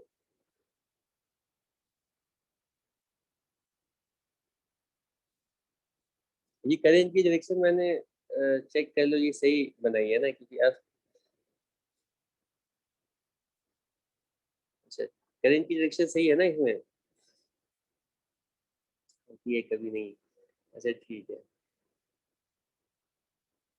नहीं, वैसे तो मुझे पता ही है कि करंट की डायरेक्शन इसलिए सही होगी क्योंकि जिधर एंगुलर वेलोसिटी है उसके ऑपोजिट डायरेक्शन में टॉर्क आना चाहिए, तभी तो हमें वर्क करना पड़ेगा। ठीक है, मतलब ये मैग्नेटिक फोर्स का टॉर्क है, और इसके ऑपोजिट डायरेक्शन में हमें एक्सटर्नल फोर्स का टॉर्क लगाना पड़ेगा। ये मैग्नेटिक फोर्स का टॉर्क किधर है? तो ये मैग्नेटिक फील्ड मैग्नेटिक मोमेंट के अपने डायरेक्शन में अलाइन करने के लिए टॉर्क एक्सर्ट करेगी, उसके ऑपोजिट डायरेक्शन में एक्सटर्नल फोर्स का टॉर्क आता है। ओके, बाकी तुम करंट की डायरेक्शन देख करके टॉर्क कैलकुलेट करो। मेरे हिसाब से करंट का सेंस वैसा ही आना चाहिए जैसा ड्रॉ किया है। एनीवे, लेकिन चेक कर लेना तुम। ठीक है, तो एक दो क्वेश्चंस ले लेते हैं जल्दी जल्दी, और ये फाइनल टेस्ट दे रहा हूँ मैं। फैराडेज लॉ पे बहुत डिस्कशन हो गया, अब तुम्हें अच्छा खासा आइडिया होगा। फैराडेज लॉ में है कुछ नहीं, बस तुम्हें समझना है कि मैग्नेटिक फोर्स की वजह से कब ईएमएफ आता है और कब इंड्यूस इलेक्ट्रिक फील्ड की वजह से ईएमएफ आता है। ठीक है, और मैग्नेटिक फोर्स तो कैलकुलेट पहले ही कर सकते थे, अब तुम इंड्यूस इलेक्ट्रिक फील्ड भी कैलकुलेट कर सकते हो स्पेशल केसेस में। ठीक है, अब इसके बाद फाइनल क्वेश्चंस है, देखते हैं अब ये। चलो एनर्जी एस्पेक्ट से कुछ एग्जांपल्स देखते हैं। एनर्जी एस्पेक्ट से कुछ क्वेश्चन देखते हैं। ये रिंग है, ये क्वेश्चन हम कर चुके हैं, शायद ये पहला ही क्वेश्चन था सबसे। ये ऐसे करके सर्कुलर रिंग है हमारे पास। ठीक है, और क्वेश्चन में पूछा गया है, ये बताओ कि इसके ऊपर ना हम मैग्नेट को ना ऊपर से रिलीज करते हैं। ऐसे मैग्नेट है हमारे पास, ये नॉर्थ है, साउथ है, इसको हम ना ड्रॉप कर देते हैं। तो क्वेश्चन है कि इसकी एक्सेलरेशन टाइम के साथ कैसे वैरी करेगी। क्या ये जी से एक्सेलरेट करेगा या एक्सेलरेशन इसका डिक्रीज करेगा, क्या होगा?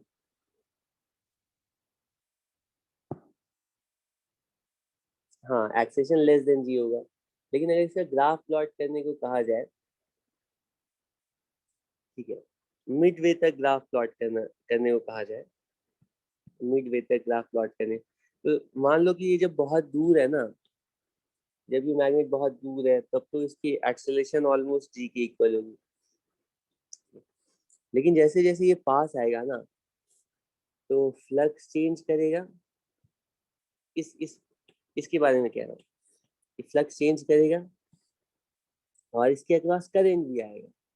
ठीक है, करंट किस सेंस में आएगा और कितना आएगा, और ईएमएफ किस सेंस में आएगा कितना आएगा, तो हम बोलेंगे मैग्नेटिक फील्ड लाइंस कुछ इस तरह से है। ठीक है, लूप के अक्रॉस डाउनवर्ड डायरेक्शन में मैग्नेटिक फील्ड इंक्रीज कर रही है, अपवर्ड डायरेक्शन में मैग्नेटिक फील्ड लाने के लिए करंट का सेंस कुछ यूं होगा।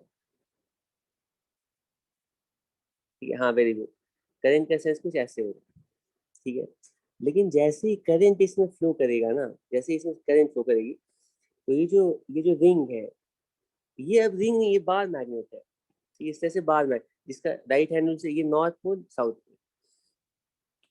ठीक है, तो इनके बीच में फोर्स एक्ट करेगा। ठीक है, और इस फोर्स की वजह से इनके बीच में रिपल्शन होगा। रिपल्शन की वजह से इसकी जो एक्सेलरेशन है ना वो धीरे धीरे स्लो होगी, एक्सेलरेशन धीरे धीरे कम होगी। मैग्नेटिक फोर्स उतना ही ज्यादा एक्ट करेगा जितना ज्यादा इसमें करंट फ्लो करेगा। ठीक है, अगर हम अ,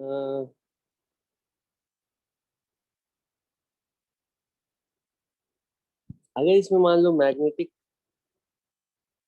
जितना ज्यादा करंट होगा उतना स्ट्रॉन्ग मैग्नेट की तरह ये रिंग बिहेव करेगा, और जितना ज्यादा स्ट्रॉन्ग मैग्नेट की तरह ये रिंग बिहेव करेगा उतना ही ज्यादा फोर्स एक्ट करेगा, उतना ही ज्यादा मैग्नेटिक फोर्स एक्ट करेगा, और उतना ही कम एक्सेलरेशन होगा।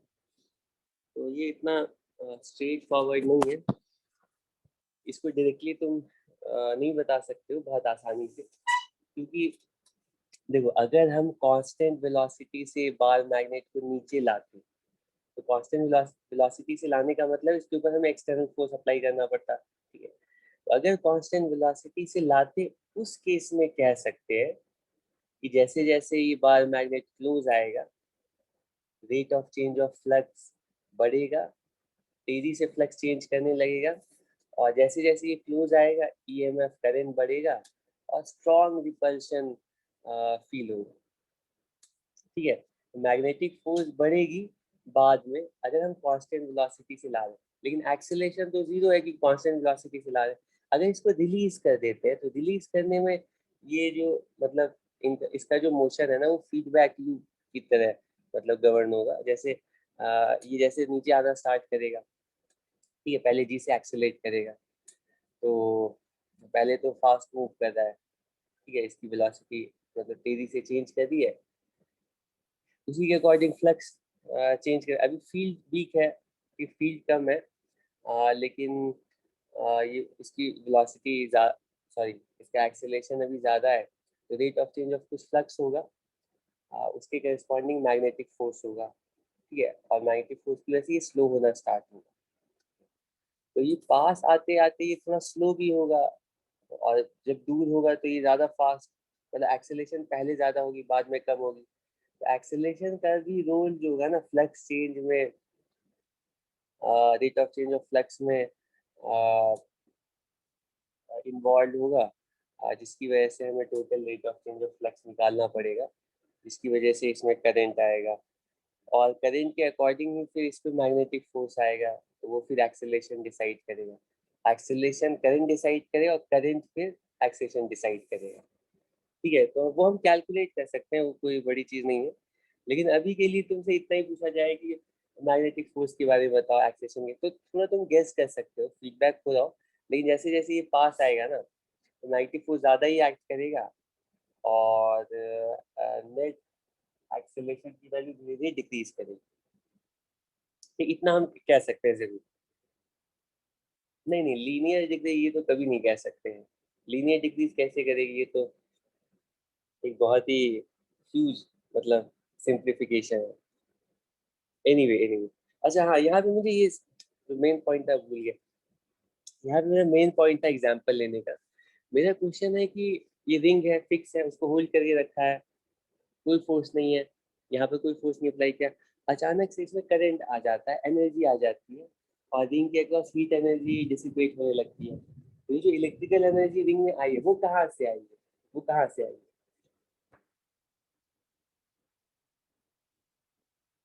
रिंग में इलेक्ट्रिकल एनर्जी कहाँ से आई है? हाँ वेरी गुड। तो ये जो, हाँ वेरी गुड वेरी गुड, ये जो मैग्नेट फॉल कर रहा है इसके पास ग्रेविटेशनल और इसकी मैकेनिकल एनर्जी है, कि वो मैकेनिकल एनर्जी टाइम के साथ डिक्रीज कर रही है। वो जो मैकेनिकल एनर्जी, मैग्नेट की जो मैकेनिकल एनर्जी डिक्रीज कर रही है, उतनी इलेक्ट्रिक एनर्जी रिंग में, रिंग की इंक्रीज करेगी, ठीक है। ओके ओके, तो मैं एक सिंपल क्वेश्चन ले रहा हूँ और एक थोड़ा सा डिफिकल्ट क्वेश्चन ले रहा हूँ, दोनों का आंसर तुम लोग को बताना है। इससे होपफुली ये फाइनल टच होगा तुम्हारे फैराडेज लॉ के।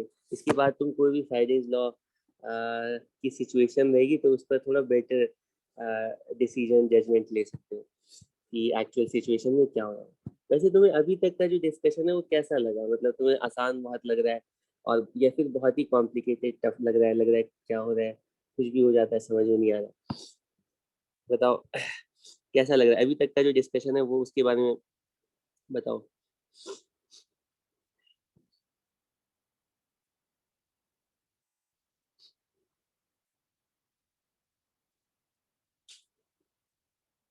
ओके, डिफिकल्टी लेवल के हिसाब से बताओ।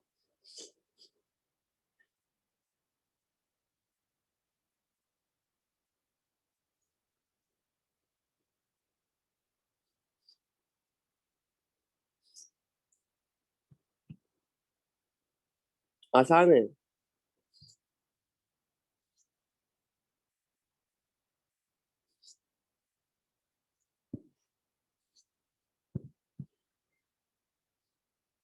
हाँ मतलब उतना सिंपल तो नहीं है मतलब, लेकिन कि एक ऐसा क्वेश्चन हम लोग लास्ट टाइम में कर चुके हैं, लेकिन इसमें थोड़ा सा डिफरेंस है। यहाँ पे मैग्नेटिक फील्ड बिल्कुल वर्टिकली अपवर्ड डायरेक्शन में एग्जिस्ट कर रही है, और पिछला जो क्वेश्चन दिया था मैंने उसको मैं याद दिला देता हूँ। वहां पे यूं बैटरी लगा दी थी और बोला था कि बैटरी की ईएमएफ कितनी होगी या लूप में करंट कितना होगा, क्योंकि जैसे ही बैटरी कनेक्ट किया तो ये एक लूप कंप्लीट हो गया। तो मैंने यही पूछा था कि करंट कितना होगा या ईएमएफ कितनी होगी जिसकी वजह से ये रॉड स्टेशनरी रहे। वहां पे रॉड फिक्स था, बोला था इसमें मैग्नेटिक फोर्स है और एम जी साइन थीटा है, मैग्नेटिक फोर्स का इंक्लाइन के अलोंग कंपोनेंट और एम जी साइन थीटा। इसको बैलेंस करके करंट निकाल लिया था, ईएमएफ कैलकुलेट कर, वहां पे ये रॉड स्टेशनरी थी। क्वेश्चन में इस बार पूछा गया है, क्वेश्चन में इस बार पूछा गया है बैटरी नहीं है यहाँ पर, यहाँ पे कोई बैटरी नहीं है, ये सोर्स ऑफ ईएमएफ अलग से हमने बैटरी नहीं कनेक्ट किया, लेकिन मैंने बोला है कि रॉड को हम किसी वेलोसिटी से डाउन द इंक्लाइन ऐसे प्रोजेक्ट करते हैं, ठीक है।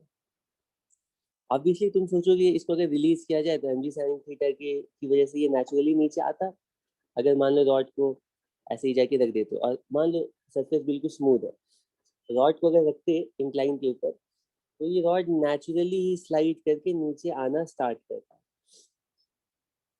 ठीक है। और जी साइन थीटा से इसकी वेलोसिटी बढ़ती नेचुरली।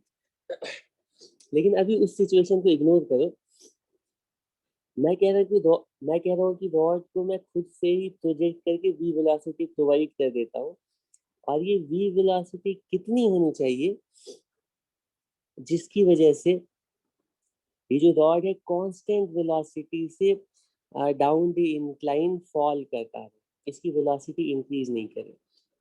तो इसको सॉल्व करने के लिए हम ऐसे सोचेंगे, अगर वी वेलोसिटी से प्रोजेक्ट किया तो अब ये नॉर्मल रॉड नहीं है, मैग्नेटिक फील्ड के अंदर अगर रॉड मूविंग होती है तो उसके अक्रॉस वोल्टेज आता है, या ऐसा बोल सकते हैं कि जैसे ये रॉड मूव करेगी ना तो हमारे लूप के अक्रॉस, इस लूप के अक्रॉस फ्लक्स चेंज कर, और जैसे ही फ्लक्स चेंज करेगा ईएमएफ आएगा, ठीक है। यानी कि हमारे रॉड के अक्रॉस कुछ ना कुछ करंट फ्लो करेगा। तो अगर हम रॉड को प्रोजेक्ट करते हैं तो रॉड के अंदर एक करंट भी आएगा, और करंट आने की वजह से अब रॉड के ऊपर एक मैग्नेटिक फोर्स भी एक्ट करेगा, ठीक है। तो इस पे mg sin थीटा तो एक्ट कर ही रहा था, अब मैग्नेटिक फोर्स भी एक्ट करेगा। क्वेश्चन में पूछा है कि वेलोसिटी कितनी होनी चाहिए रॉड की जिसकी वजह से ये कांस्टेंट वेलोसिटी से आगे चलता जाए, जिसका मतलब इनडायरेक्टली यही है कि वेलोसिटी की वजह से करंट इतनी आनी चाहिए कि उस करंट की वजह से मैग्नेटिक फोर्स इतना आना चाहिए कि वो वेट के कंपोनेंट को बैलेंस कर दे। ट्राई करो, 2 मिनट है तुम्हारे पास, 1 मिनट है, वेलोसिटी की वैल्यू कैलकुलेट करो।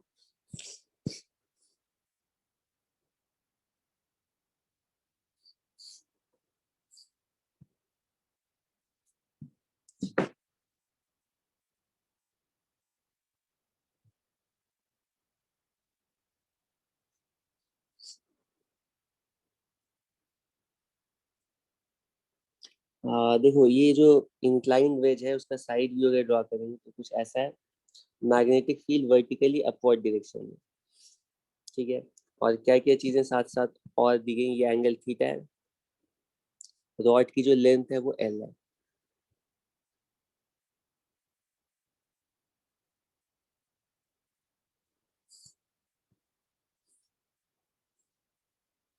यहाँ पे बैटरी नहीं लगाई है, सॉरी इससे कंफ्यूज, बैटरी नहीं लगाई है, लेकिन मूविंग रॉड है तो ये खुद ही बैटरी है।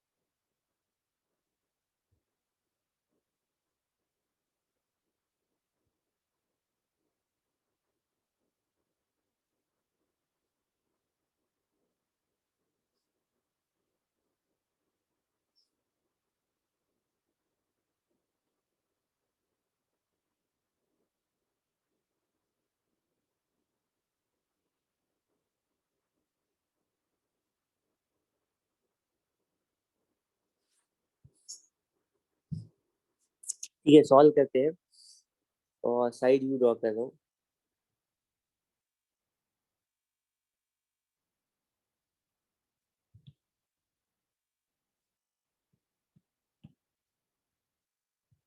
अच्छा, इसमें करंट का सेंस क्या होगा बता सकते हो? बाहर की तरफ फ्लक्स डिक्रीज करेगा, कैसे भी निकाल सकते हो, मैग्नेटिक फोर्स से भी ईएमएफ निकाल सकते हो, फैराडेज लॉ से भी निकाल सकते हो। ठीक है, बाहर की तरफ फ्लक्स डिक्रीज कर रही है, तो बाहर की तरफ फ्लक्स आने के लिए करंट कुछ ऐसे होगा। ठीक है, सही बता रहा हूँ। तो इसमें करंट जो है ना यूं फ्लो करेगा। ठीक है, करंट यहाँ पर outside the plane of board है। अब इसके ऊपर फोर्सेज अप्लाई करते हैं, तो इसके ऊपर mg cos थीटा इधर की तरफ एक्ट करेगा, इधर की तरफ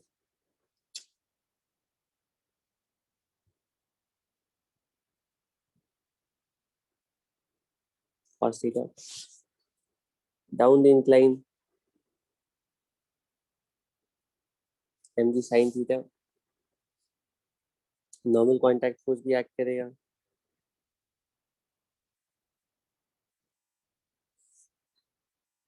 मैग्नेटिक फोर्स की तरह एक्ट करेगा। ठीक है, मैं एक काम करता हूँ, ये थोड़ा ज्यादा ऐसे बना देता हूँ, ये तो कंपोनेंट में तो ज्यादा फोर्सेस ड्रॉ करने पड़ेंगे ना। तो mg इधर एक्ट कर रहा है, मैग्नेटिक फोर्स की तरह एक्ट करेगा। तो यहाँ पर मैग्नेटिक फील्ड ऊपर की तरफ है, करंट बाहर की तरफ है, तो I L cross B, current की डायरेक्शन बाहर की तरफ, तो एल की तरफ, एल की डायरेक्शन, करंट कैरिंग वायर के ऊपर मैग्नेटिक फोर्स होता है आई एल क्रॉस बी। तो एल बाहर की तरफ है, एल क्रॉस बी करेंगे तो मैग्नेटिक फोर्स कुछ ऐसे एक्ट करेगा।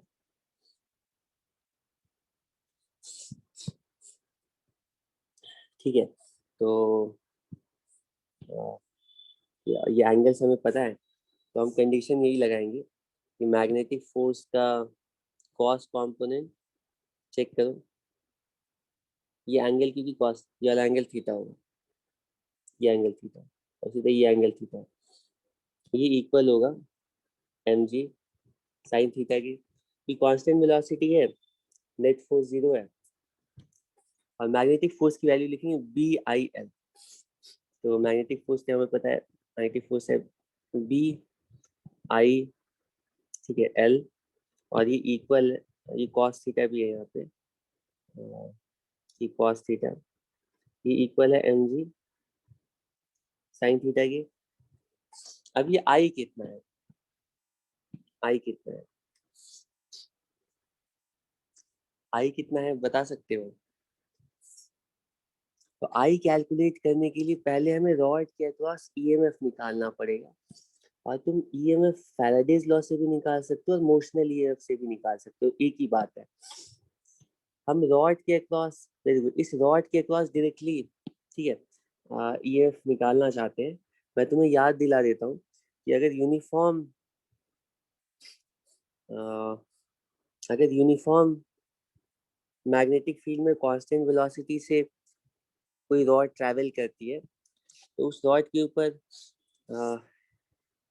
ईएमएफ या वोल्टेज डिफरेंस कैसे लिखते हैं तुम्हें पता है ना, B L V, B L perpendicular, V perpendicular. तो यहाँ पे मैग्नेटिक फील्ड, लेंथ और वेलोसिटी सब सारी डायरेक्शंस चेक करो, मैग्नेटिक फील्ड ऊपर की तरफ है, लेकिन इसकी जो अपनी वेलोसिटी है ना वो डाउन द इंक्लाइन है। ठीक है, इसकी अपनी वेलोसिटी डाउन द इंक्लाइन है।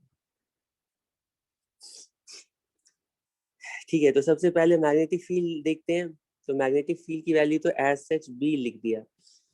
अब मैग्नेटिक फील्ड के वेलोसिटी को बिना देखे हुए, वेलोसिटी को बिना देखे हुए लेंथ देखते हैं कि मैग्नेटिक फील्ड के परपेंडिकुलर डायरेक्शन में लेंथ, तो परपेंडिकुलर डायरेक्शन में लेंथ तो ऑलरेडी मैग्नेटिक फील्ड के परपेंडिकुलर ही है। अब मैग्नेटिक फील्ड और लेंथ दोनों के परपेंडिकुलर वेलोसिटी का कंपोनेंट, तो वेलोसिटी मैग्नेटिक फील्ड के ऑलरेडी परपेंडिकुलर है, वेलोसिटी का वो कंपोनेंट जो कि लेंथ के भी परपेंडिकुलर हो जाए, वो है v cos थीटा। ये ईएमएफ है, ये ईएमएफ होगी, रॉड की EMF B L V cos theta होगी। तो करंट की वैल्यू हम लिखेंगे B L V cos theta, इसको यहाँ पे मैग्नेटिक फील्ड, और यहाँ पे लिखेंगे V L V cos theta, ये ईएमएफ अपॉन रेजिस्टेंस। ठीक है, तो इससे तुम्हें v की वैल्यू पता चल जाएगी। ये तुम्हारा आंसर है। बताओ इसमें कोई प्रॉब्लम है तो बताओ।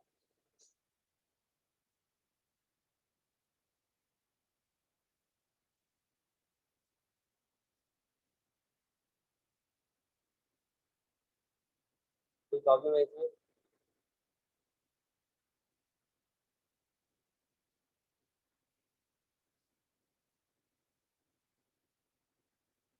कोई प्रॉब्लम नहीं है?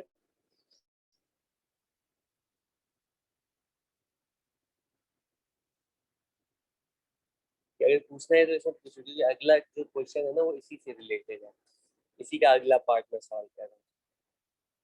अगर इसमें कुछ पूछना है तो पूछ लो, वरना तो आगे हम चल सकते हैं।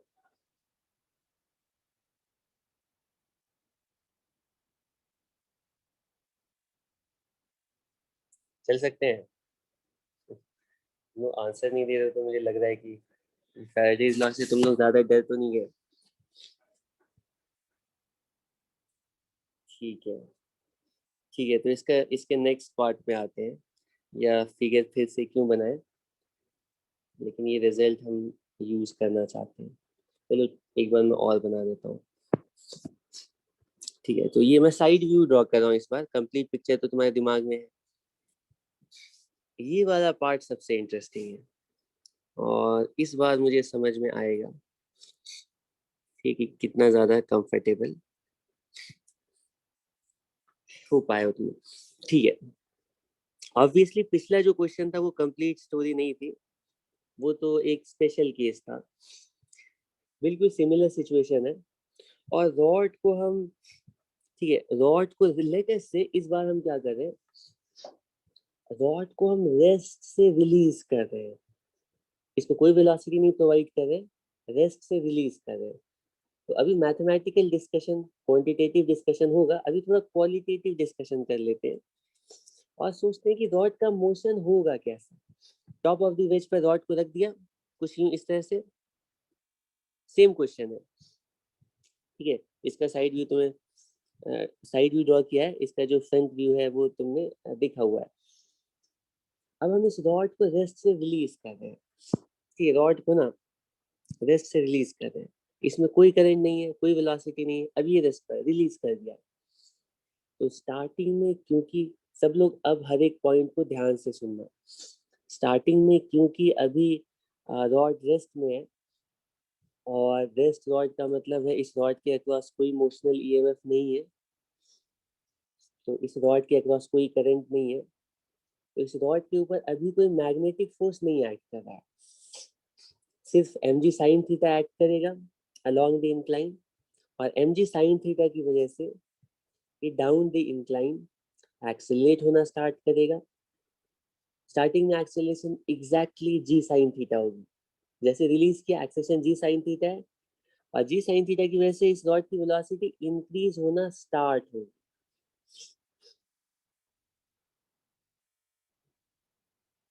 ठीक है, रॉड की वेलोसिटी इंक्रीज होना स्टार्ट होगी, लेकिन मैं कह रहा हूँ जैसे ही थोड़ी भी वेलोसिटी आएगी इस रॉड के पास, जैसे ही थोड़ी भी वेलोसिटी आएगी क्या होगा पता है, इस रॉड के पास जैसे ही थोड़ी भी वेलोसिटी आएगी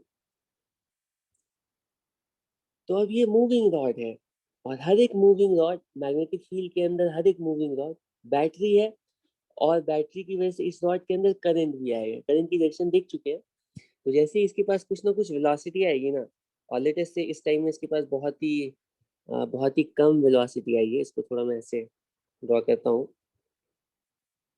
बहुत ही कम वेलोसिटी आई है। ठीक है, अभी इतनी वेलोसिटी नहीं आई है जो पिछले केस में कैलकुलेट की थी ना, वो वेलोसिटी नहीं है अभी, अभी बहुत थोड़ी सी वेलोसिटी आई है। तो थोड़ी सी वेलोसिटी आने का मतलब है कि अब इस रॉड के ऊपर एक मैग्नेटिक, मतलब वेलोसिटी की वजह से रॉड मूविंग रॉड है, रॉड बैटरी की तरह ट्रीट होगी, और रॉड के अक्रॉस करंट भी आएगा, और करंट कुछ इस सेंस में आएगा, वेलोसिटी कम है, करंट भी कम आएगा, और कम करंट की वजह से इस रॉड के ऊपर कम मैग्नेटिक फोर्स एक्ट करेगा, लेकिन मैग्नेटिक फोर्स एक्ट करना स्टार्ट करेगा। ऑब्वियसली ये जो मैग्नेटिक फोर्स है ना, वो करंट के प्रोपोर्शनल यानी रॉड की वेलोसिटी के प्रोपोर्शनल होगा। तो जैसे जैसे वेलोसिटी बढ़ती जाएगी वैसे वैसे मैग्नेटिक फोर्स का कंपोनेंट ऑपोजिट डायरेक्शन में ऐसे इंक्रीज होता जाएगा। ठीक है, मैं इसको यहाँ पर ड्रॉ कर दूं। हाँ, थोड़ी देर के बाद क्या हो रहा है जरा बताओ मुझे। थोड़ी देर के बाद इसके पास थोड़ी वेलोसिटी आ रही है, थोड़ी वेलोसिटी की वजह से इसके पास थोड़ी वेलोसिटी आई है, तो थोड़ी वेलोसिटी कुछ इधर की तरफ आई है, थोड़ी वेलोसिटी कुछ इधर की तरफ आई है, और इसकी वजह से इसके पास करंट आएगा, थोड़ा करंट आएगा बाहर की तरफ।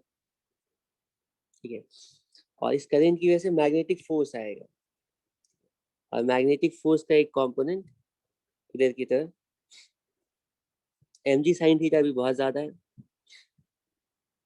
ठीक है, ये mg sin थीटा है, और मैग्नेटिक फोर्स का जो कंपोनेंट है कि वो बहुत कम है, FB cos थीटा। ठीक है, तो ये मैग्नेटिक फोर्स का कंपोनेंट बहुत कम है। ठीक है, इसका मतलब अभी भी net force down the incline act करेगा, और net force down the incline का मतलब अभी भी ये rod down the incline accelerate करेगी, और एक्सेलरेट करने की वजह से इस रॉड की वेलोसिटी इंक्रीज होगी। ये रॉड की velocity down the incline increase होगी, और वेलोसिटी इंक्रीज करने का मतलब है अब इस रॉड के अक्रॉस और ज्यादा करंट और ज्यादा मैग्नेटिक फोर्स। ठीक है, इसकी वेलोसिटी बढ़ते जाएगी, और वेलोसिटी के प्रोपोर्शनल मैग्नेटिक फोर्स भी बढ़ता जाएगा, और नेट फोर्स डिक्रीज होता जाएगा। ठीक है, और वेलोसिटी बढ़ेगी। अगर नेट फोर्स अभी भी डाउन इंक्लाइन है, अगर नेट फोर्स अभी भी डाउन इंक्लाइन है, मतलब mg sin theta magnetic force के कंपोनेंट से ज्यादा है, तो इसकी वेलोसिटी और बढ़ेगी, मैग्नेटिक फोर्स और बढ़ेगा। ठीक है, ऐसा कब तक होता रहेगा, ऐसा कब तक होता रहेगा,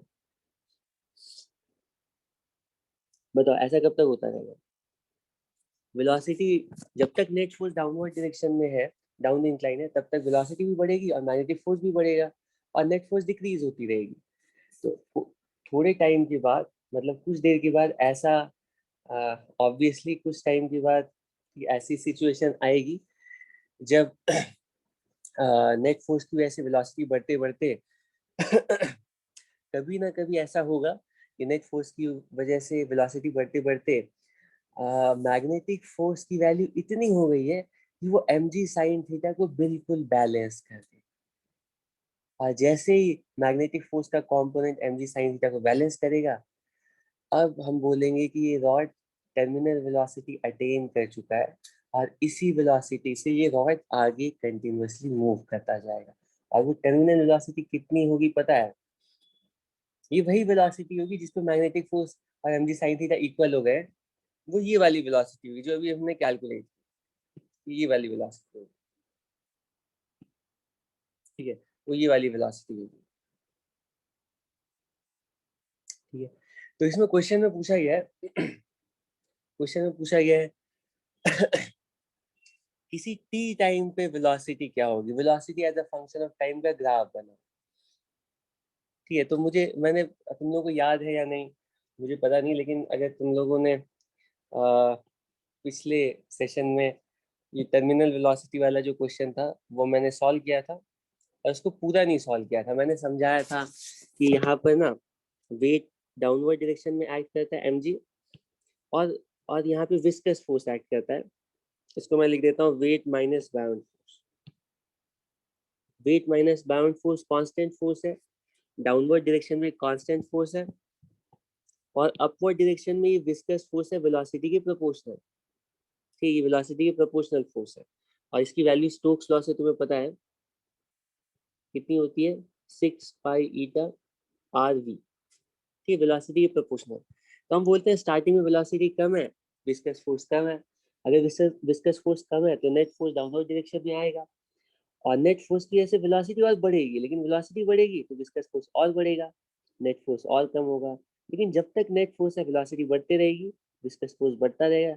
कब तक होगा ऐसा, एक टाइम आएगा जब वेलोसिटी बढ़ते बढ़ते विस्कस फोर्स की वैल्यू बिल्कुल वेट के इक्वल हो गई है, मतलब इस नेट एक्सटर्नल फोर्स के इक्वल हो गई है, ठीक है। और जैसे ही विस्कस फोर्स और weight mass bound force equal हो जाएंगे, इस टाइम में हम बोलते हैं ये बॉल टर्मिनल वेलोसिटी अटेन कर चुकी है। तो अगर इसी क्वेश्चन में तुमसे पूछा जाता है इसके बीच के किसी पॉइंट पर वेलोसिटी ऑफ द बॉल कितनी होगी, वेलोसिटी ऑफ द स्फीयर कितनी होगी, मतलब किसी टी टाइम पे वेलोसिटी ऑफ द स्फीयर पूछी गई है, velocity as a function of time पूछा गया है, क्योंकि वेस्ट से रिलीज किया था, velocity as a function of time mathematically calculate करने को कहा गया, ठीक है। हमने ग्राफ तो ड्रॉ किया था टर्मिनल वेलोसिटी वाला, लेकिन कैलकुलेट करने को कहा गया, तो उसमें ज्यादा टाइम नहीं लगता, 2 मिनट का टाइम लगता है। तुम प्रॉपरली यहाँ पे सॉल्व करने के लिए क्या न्यूटन्स लॉ अप्लाई करते हैं, किसी भी टी टाइम पे एट टाइम टी हमें वेलोसिटी चाहिए, तो मैकेनिक्स की टिपिकल प्रॉब्लम की तरह स्ट्रैटेजी यही होती है कि न्यूटन्स लॉ अप्लाई करके एक्सेलरेशन, फिर काइनेमैटिक्स की इक्वेशन अप्लाई करके वेलोसिटी। तो किसी टी टाइम पे हम क्या लिखते हैं पता है, टी टाइम पे लिखते हैं कि नेट फोर्स चेक करना, नेट फोर्स इक्वल्स मास टाइम्स एक्सेलरेशन, ठीक है। इसमें 1 मिनट लगेगा, मैं साथ साथ दिखा देता हूँ कि ये दोनों सिचुएशन बिल्कुल सेम है। ये नेट फोर्स का मतलब है wait minus bound force minus viscous force, ये वैल्यू होगी मास टाइम्स एक्सेलरेशन। वैल्यूज बताओ कितनी कितनी है, तो वेट माइनस बाउंड फोर्स की वैल्यू लिख रहा हूँ, density multiplied by volume, volume तो सेम है, डेंसिटी हम लिखेंगे सिग्मा माइनस 2, ये सिग्मा है और लिक्विड की डेंसिटी 2 है। ये सब भूल तो नहीं गए हो ना, ये 4/3 पाई आर क्यूब सिग्मा माइनस 2, अरे ये तो अभी तो याद आया ना, ये अभी भी नहीं आता है। माइनस विस्कस फोर्स लिखेंगे 6 पाई ईटा आर वी, और ये है एम ए के इक्वल। इससे हमें एक्सेलरेशन पता चला, लेकिन एक्सेलरेशन ऑब्वियसली वेरिएबल है, और acceleration as a function of velocity हमें पता चली है, ठीक है। तो इसमें एम को भी हमें लिखना पड़ेगा, कि एम को भी लिखना पड़ेगा 4/3 पाई आर क्यूब सिग्मा, ठीक है, मल्टीप्लाइड बाय एक्सेलरेशन, ठीक है। तो इसको अगर थोड़ा सिंप्लीफाई करोगे, थोड़ा सा पेशेंस रखो, इसमें ज्यादा टाइम नहीं लगेगा, 1 minus rho upon sigma times g, इस वाले टर्म से डिवाइड कर दिया दोनों साइड, माइनस इसके इसका जो नेक्स्ट टर्म है वो कितना आएगा, 3 ऊपर जाएगा, और 3 का मतलब है 2, 9/2, 9/2 पाई कैंसिल हो जाएगा, और ऊपर रहेगा ईटा, ठीक है, v upon R square sigma, ठीक है। यहाँ पे वेलोसिटी इक्वल्स एक्सीलरेशन, ठीक है। तो हमें न्यूटन्स लॉ पता, न्यूटन्स लॉ अप्लाई करके किसी भी जनरल टी टाइम में एक्सेलरेशन की वैल्यू पता चल जाएगी। मैं थोड़ी देर के लिए आसानी के लिए ये दोनों जो टर्म्स है ना, ये तो फिक्स है, कांस्टेंट है, तो इसको मैं लिख देता हूँ, इसको मैं लिख देता हूँ a minus B B equals X, अरे अरे ये a नहीं लिखेंगे, कोई और कांस्टेंट लिख देते हैं, c माइनस डी बी, ठीक है। ये सी और डी की वैल्यू कितनी है, सी और डी की वैल्यू इतनी है। एक्सेलरेशन की वैल्यू तुम देख सकते हो, वेलोसिटी फंक्शन ऑफ वेलोसिटी है, मतलब वेलोसिटी पर एक्सेलरेशन डिपेंड करना चाहिए, तो एक्सेलरेशन वेरिएबल है। अभी इस एक्सेलरेशन को यूज करके हमें किसी टी टाइम में वेलोसिटी निकालनी है, तो तुम सोचोगे एक्सेलरेशन वेलोसिटी टाइम को रिलेट करने के लिए कौन सी काइनेमेटिक्स की इक्वेशन यूज करनी चाहिए, तो हमारा आंसर होगा, बोर्ड कोई खाली मिल जाए मुझे,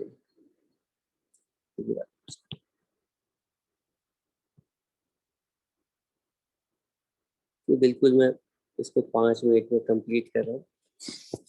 क्योंकि c minus dv equals acceleration. तो हमें किसी t टाइम में वेलोसिटी निकालनी है, तो बस 2-4 स्टेप्स तुम लिखोगे, इसको लिखोगे dv/dt।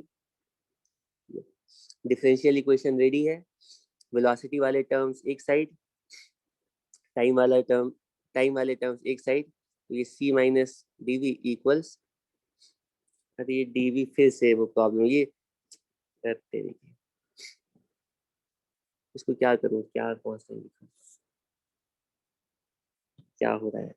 b और c लिखते हैं, अब कुछ मत बोलना, b और c में तो कोई प्रॉब्लम नहीं है, ये सबसे अच्छे पेयर ऑफ, ये dv में लग रहा है कि डिफरेंशियल एलिमेंट आ गया है, ये b है और ये c है, अब तो कोई प्रॉब्लम नहीं है ना। अब इस डिफरेंशियल इक्वेशन को सॉल्व करना तुम्हारे लिए चुटकियों का खेल होना चाहिए, b माइनस सी वी लिखोगे और ये dt होगा, और इंटीग्रल t इक्वल 0 पर वेलोसिटी 0 है, t इक्वल t पर वेलोसिटी कैलकुलेट करनी है, डिफरेंशिएट कर सॉरी इंटीग्रेट करते हैं। ये लेफ्ट हैंड साइड में इंटीग्रल क्या आएगा, ये डिनोमिनेटर में लीनियर फंक्शन ऑफ v है, तो लीनियर फंक्शन का इंटीग्रल वैसे ही करते हैं जैसे v का इंटीग्रल करते हैं, तो ये log b minus C V के इक्वल होगा, लेकिन ऐसे नहीं बोल सकते जब तक लिमिट्स नहीं पुट कर रहे हैं, और ये t के इक्वल होगा, ये वैल्यू होगी ln b minus C V. चल लिमिट्स पुट कर देते हैं, ये v है सॉरी, ठीक है, अपॉन माइनस v को 0 पुट करोगे तो log b अपॉन b ये आएगा, ठीक है, और ये वैल्यू होगी t के इक्वल, हाँ हाँ वेरी गुड, और इसको हमें डिवाइड करना पड़ेगा माइनस सी से, तो आंसर होगा मैं यही माइनस सी, ठीक है। तो ये जो हमारा एक्सप्रेशन आएगा इसको तुम देख सकते हो, ये माइनस सी टी उधर हो जाएगा, ln b minus C V upon B, ये होगा माइनस सी टी के इक्वल, ठीक है। तो इसको तुम सिंप्लीफाई करोगे ना, तो ये लॉग जो है ना दोनों साइड एक्सपोनेंशियल लेंगे, तो ये वैल्यू होगी b minus C V upon B equals E raise to minus C T, ठीक है, और ये वैल्यू आएगी b minus C V equals b times E raise to minus C T, ठीक है, और ये बहुत ही वेल नोन, ये v की वैल्यू आ रही है, ये v की वैल्यू आ रही है, वैल्यू आ रही है b 1 minus E raise to minus C T upon C T पर। b और c की वैल्यू पता है, यहाँ पर रखोगे और तुम्हें वेलोसिटी की वैल्यू पता चल जाएगी, किसी जनरल टी टाइम पे तुम वेलोसिटी निकाल सकते हो, और ये मैं तुम्हें यहाँ पे अश्योरिटी दे रहा हूँ, गारंटी ले रहा हूँ कि ये जो b अपॉन सी की वैल्यू है ना, ये बिल्कुल टर्मिनल वेलोसिटी के इक्वल आएगी, इसको चेक करना, जो तुमने टर्मिनल वेलोसिटी कैलकुलेट की थी ना, याद है, मुझे भी याद नहीं है लेकिन मैं बता सकता हूँ, टर्मिनल वेलोसिटी की वैल्यू होती है 2/9 r square sigma minus rho g upon eta. कैसे बताया,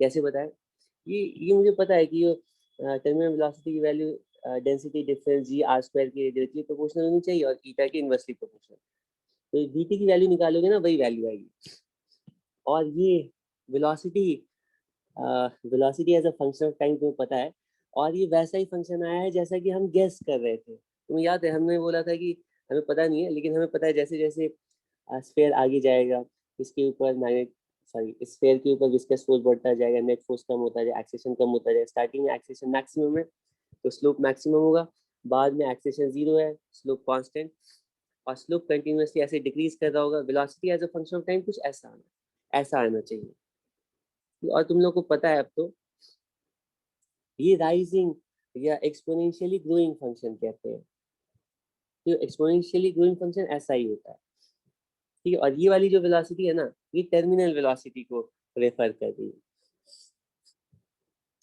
ठीक है, इसकी वैल्यूज तुम बी और सी की वैल्यू पुट करके सेम रिजल्ट ला सकते हो, बिल्कुल इसी तरह से बिल्कुल सेम सिचुएशन है, यहाँ पे किसी टी टाइम पे तुम्हें पूछा जा रहा है कि रॉड की वेलोसिटी कितनी होगी, तो तुम बिल्कुल टी टाइम पे पहले की तरह ही कैलकुलेट कर सकते हो। इस केस में अलोंग द इंक्लाइन हम लिखेंगे नेट फोर्स इक्वल्स मास टाइम्स एक्सेलरेशन। इसको मैं पूरा सॉल्व नहीं कर रहा हूँ, अगर तुम लोग बोलोगे तो कर देता हूँ, मतलब पिछला क्वेश्चन जैसे सॉल्व किया एग्जैक्टली वैसे ही सॉल्व करना है। यहाँ पे लिखेंगे एम जी साइन थीटा, ठीक है, माइनस मैग्नेटिक फोर्स की वैल्यू होगी B L V cos theta, B L V cos theta, और मैग्नेटिक फोर्स का भी कॉस कंपोनेंट लिखेंगे तो ये कॉस स्क्वायर थीटा। एक मिनट, इसको मुझे सही से लिखना पड़ेगा। ये B I L cos theta equals M A, और यहाँ पे आई की वैल्यू मुझे लिखनी पड़ेगी B L V cos theta, अभी वेलोसिटी भी है अपॉन आर के इक्वल, ठीक है। तो ये होगा एम जी, ये होगी M G sine theta minus B L cos theta, तो ऊपर है तो ये B square L square, B square L square cos square theta upon R times V equals M A. ठीक, एम को उधर ले जाओ और बाकी सारे टर्म्स को ना तुम इसको देख सकते हो, ये सेम इक्वेशन है, सी माइनस बी माइनस, चलो स्मॉल बी लिख रहे हैं तो इसमें मैग्नेटिक फील्ड में भी कोई B minus C V equals acceleration equals d v by d t, और इसको भी सॉल्व करने के बाद ना सेम रिजल्ट आएगा, B upon C 1 minus e raise power minus C. B और सी की वैल्यू सब्स्टिट्यूट करो तो तुम्हें पता चलेगा कि रॉड की भी जो वेलोसिटी है ना वो बिल्कुल इस तरह से वैरी करेगी। यहाँ पर मैग्नेटिक फोर्स वैसा ही काम कर रहा है जैसा कि विस्कस ड्रैग फोर्स काम कर रहा था, वेलोसिटी के प्रोपोर्शनल। मतलब मैग्नेटिक फोर्स को वेलोसिटी पसंद नहीं है, जितनी ज्यादा वेलोसिटी आएगी तो फ्लक्स चेंज को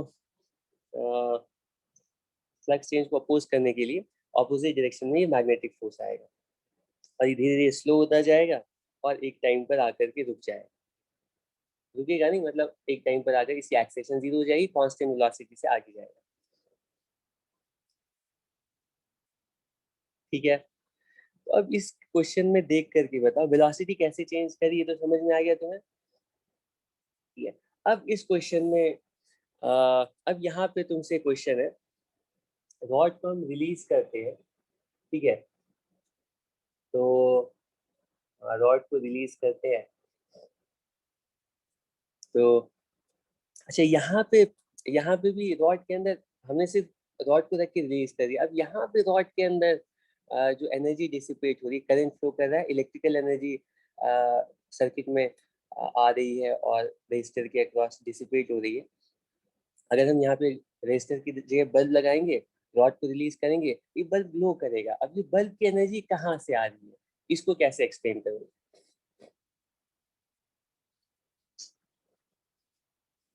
बताओ। अरे यहाँ पे भी एक्सटर्नल फोर्स है ना, ग्रेविटी, ग्रेविटी का एक कंपोनेंट है, ग्रेविटी इसको एक कांस्टेंट फोर्स से पुल कर रही है। कांस्टेंट फोर्स से पुल करने की वजह से, ये जो कांस्टेंट फोर्स से ग्रेविटी पुल कर रही है, इसी ये ग्रेविटी की वजह से जो तुम कह लो ग्रेविटी का वर्क डन कह लो, या फिर ऐसा बोल लो क्योंकि ये कॉन्स्टेंटली नीचे आ रही है तो इसकी जो मैकेनिकल एनर्जी है वो धीरे धीरे डिक्रीज कर रही है, जो मैकेनिकल एनर्जी डिक्रीज करी वही हमें इलेक्ट्रिकल फॉर्म में यहाँ पर दिखाई देगी, ठीक है। इसमें कोई प्रॉब्लम नहीं है। अगर इसमें कोई प्रॉब्लम नहीं है तो इसके बैक टू बैक बिल्कुल सेम सिचुएशन इससे पहले मैंने तुम्हें दी थी, लेकिन वहां पे पता नहीं इतना डिटेल में तुम लोगों ने समझा था या नहीं, ये वाली सिचुएशन। इसमें मैंने कहा था कि हम क्या करते हैं ना,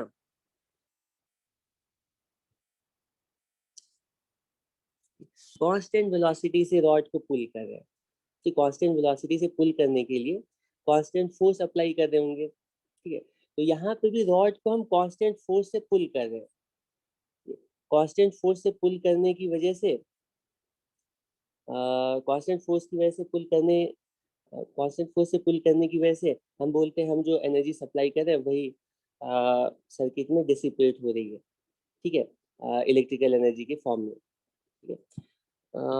लेकिन ये जो वेलोसिटी है ना, ये वो वाली वेलोसिटी है जिस पर मैग्नेटिक फोर्स और एक्सटर्नल फोर्स इक्वल हो गया। अगर तुमसे ये सेम क्वेश्चन पूछा जाता कि हम यहाँ पर रॉड को रख देते हैं, अभी रॉड रेस्ट पर है, और इस रॉड को कांस्टेंट वेलोसिटी से कांस्टेंट फोर्स से पुल करना स्टार्ट करते हैं।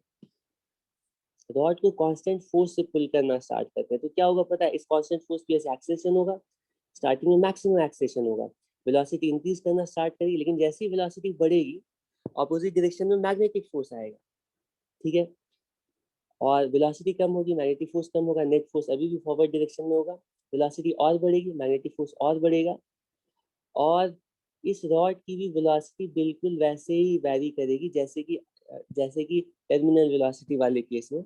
यहाँ पे भी वेलोसिटी वर्सेस टाइम ग्राफ अगर प्लॉट करने को कहा जाएगा तो ऐसा ग्राफ होगा।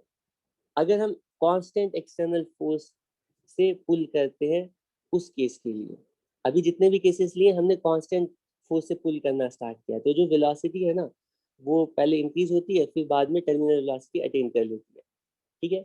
और ये जो टर्मिनल वेलोसिटी आएगी उतनी आएगी जितनी कि इससे पहले हम रॉड की वेलोसिटी के लिए magnetic force external force calculate कर रहे थे, ठीक है। इससे पहले हमने बोला था वी वेलोसिटी से पुल करना है, वी वेलोसिटी के करस्पॉन्डिंग एक्सटर्नल और मैग्नेटिक फोर्स इक्वल थे और एक्सटर्नल और मैग्नेटिक फोर्स निकाला था, लेकिन वो एक्सटर्नल मैग्नेटिक फोर्स अगर हम हमेशा बिल्कुल रेस्ट से कांस्टेंट एक्सटर्नल फोर्स अप्लाई करते तो ये टर्मिनल वेलोसिटी बाद में जाकर के रॉड अटेन करती। वेलोसिटी वर्सेस टाइम ग्राफ कुछ ऐसा होता है, ठीक है। अगर कांस्टेंट फोर्स से पुल कर रहे हैं तो वेलोसिटी टाइम ऐसा, या फिर वैसी सिचुएशन दी जा सकती है कि ऐसी सिचुएशन दी जा सकती है, ये जो पिछला क्वेश्चन है ना उसमें बोला गया है कि यहाँ पे एक्सटर्नल फोर्स हम प्रोवाइड कर रहे हैं, और जो इसके इसके पिछले क्वेश्चन थे वहां पे एक्सटर्नल फोर्स ग्रेविटी का फोर्स था। अब ये जो हमारा इंक्लाइन वेज था इसको वर्टिकल कर देते हैं, इस तरह से वर्टिकल कर दिया और यहाँ पे रॉड रख के रिलीज कर दिया, तो सेम सिचुएशन है, बस थीटा को हमने चेंज कर दिया, बाकी सिचुएशन तो सेम है। यहाँ पे ग्रेविटी डाउनवर्ड डायरेक्शन में एक्सटर्नल फोर्स की तरह काम करेगी, मैग्नेटिक फोर्स धीरे धीरे बढ़ते बढ़ते मैग्नेटिक फोर्स ग्रेविटी के फोर्स को बैलेंस कर देगा, और ये रॉड भी टर्मिनल वेलोसिटी अटेन करेगी। अगर रिलीज कर दिया तो ये रॉड धीरे धीरे एक्सीलरेट स्टार्टिंग में जी से करेगी, लेकिन धीरे धीरे इसकी एक्सेलेरेशन कम होती जाएगी और इसकी वेलोसिटी टर्मिनल वेलोसिटी की इक्वल हो जाएगी कुछ टाइम बाद, ठीक है। और इन सारे क्वेश्चंस में एक टाइप का क्वेश्चन होता है कि एक्सटर्नल फोर्स दिया जाता है, ठीक है। दूसरे टाइप का क्वेश्चन होता है, एक टाइप का क्वेश्चन होता है कि कांस्टेंट एक्सटर्नल फोर्स दिया जाता है, और दूसरे टाइप का क्वेश्चन होता है इसको किसी वेलोसिटी से पुश कर दे, किसी वेलोसिटी से इसको ना किसी वेलोसिटी से इसको हिट कर दिया गया, ठीक है। तो यहाँ पे अगर कोई एक्सटर्नल फोर्स नहीं है तो फाइनल वेलोसिटी इसकी जीरो होनी है, ठीक है। इसकी टर्मिनल वेलोसिटी जीरो होनी, कोई एक्सटर्नल फोर्स है ही नहीं, तो मैग्नेटिक फोर्स एक्ट करेगा बैकवर्ड डायरेक्शन में वेलोसिटी के अकॉर्डिंग, लेकिन वेलोसिटी कम होती जाएगी, मैग्नेटिक फोर्स भी कम होता जाएगा, लेकिन मैग्नेटिक फोर्स हमेशा इसको डिसेलरेट करता रहेगा। तो यहाँ पर जो ग्राफ है ना वेलोसिटी टाइम का वो ऐसा हो। अच्छा चलो ठीक है, बाकी हम लोग क्या करते हैं नेक्स्ट क्लास में डिस्कस करते हैं। नेक्स्ट क्लास में शाम में इंडक्टेंस कवर करेंगे। इन सारी सिचुएशन के लिए ना वेलोसिटी टाइम तुम ग्राफ कैसा होगा सोच लेना। अगर एक्सटर्नल फोर्स जीरो है तो वेलोसिटी टाइम ग्राफ कुछ ऐसा होगा, और अगर नेट एक्सटर्नल फोर्स है तो उस नेट एक्सटर्नल फोर्स के करस्पॉन्डिंग कुछ ना कुछ टर्मिनल वेलोसिटी आएगी, तो हमारा वेलोसिटी टाइम ग्राफ हमेशा टर्मिनल वेलोसिटी को अटेन करेगा। अगर स्टार्टिंग की वेलोसिटी टर्मिनल वेलोसिटी से ज्यादा है, डिक्रीज होते होते टर्मिनल वेलोसिटी आएगी, स्टार्टिंग की वेलोसिटी टर्मिनल वेलोसिटी से कम है तो इंक्रीज होते होते टर्मिनल वेलोसिटी आएगी, लेकिन ये दोनों ग्राफ्स एक्सपोनेंशियल ही होंगी, ठीक है। Thank you everyone.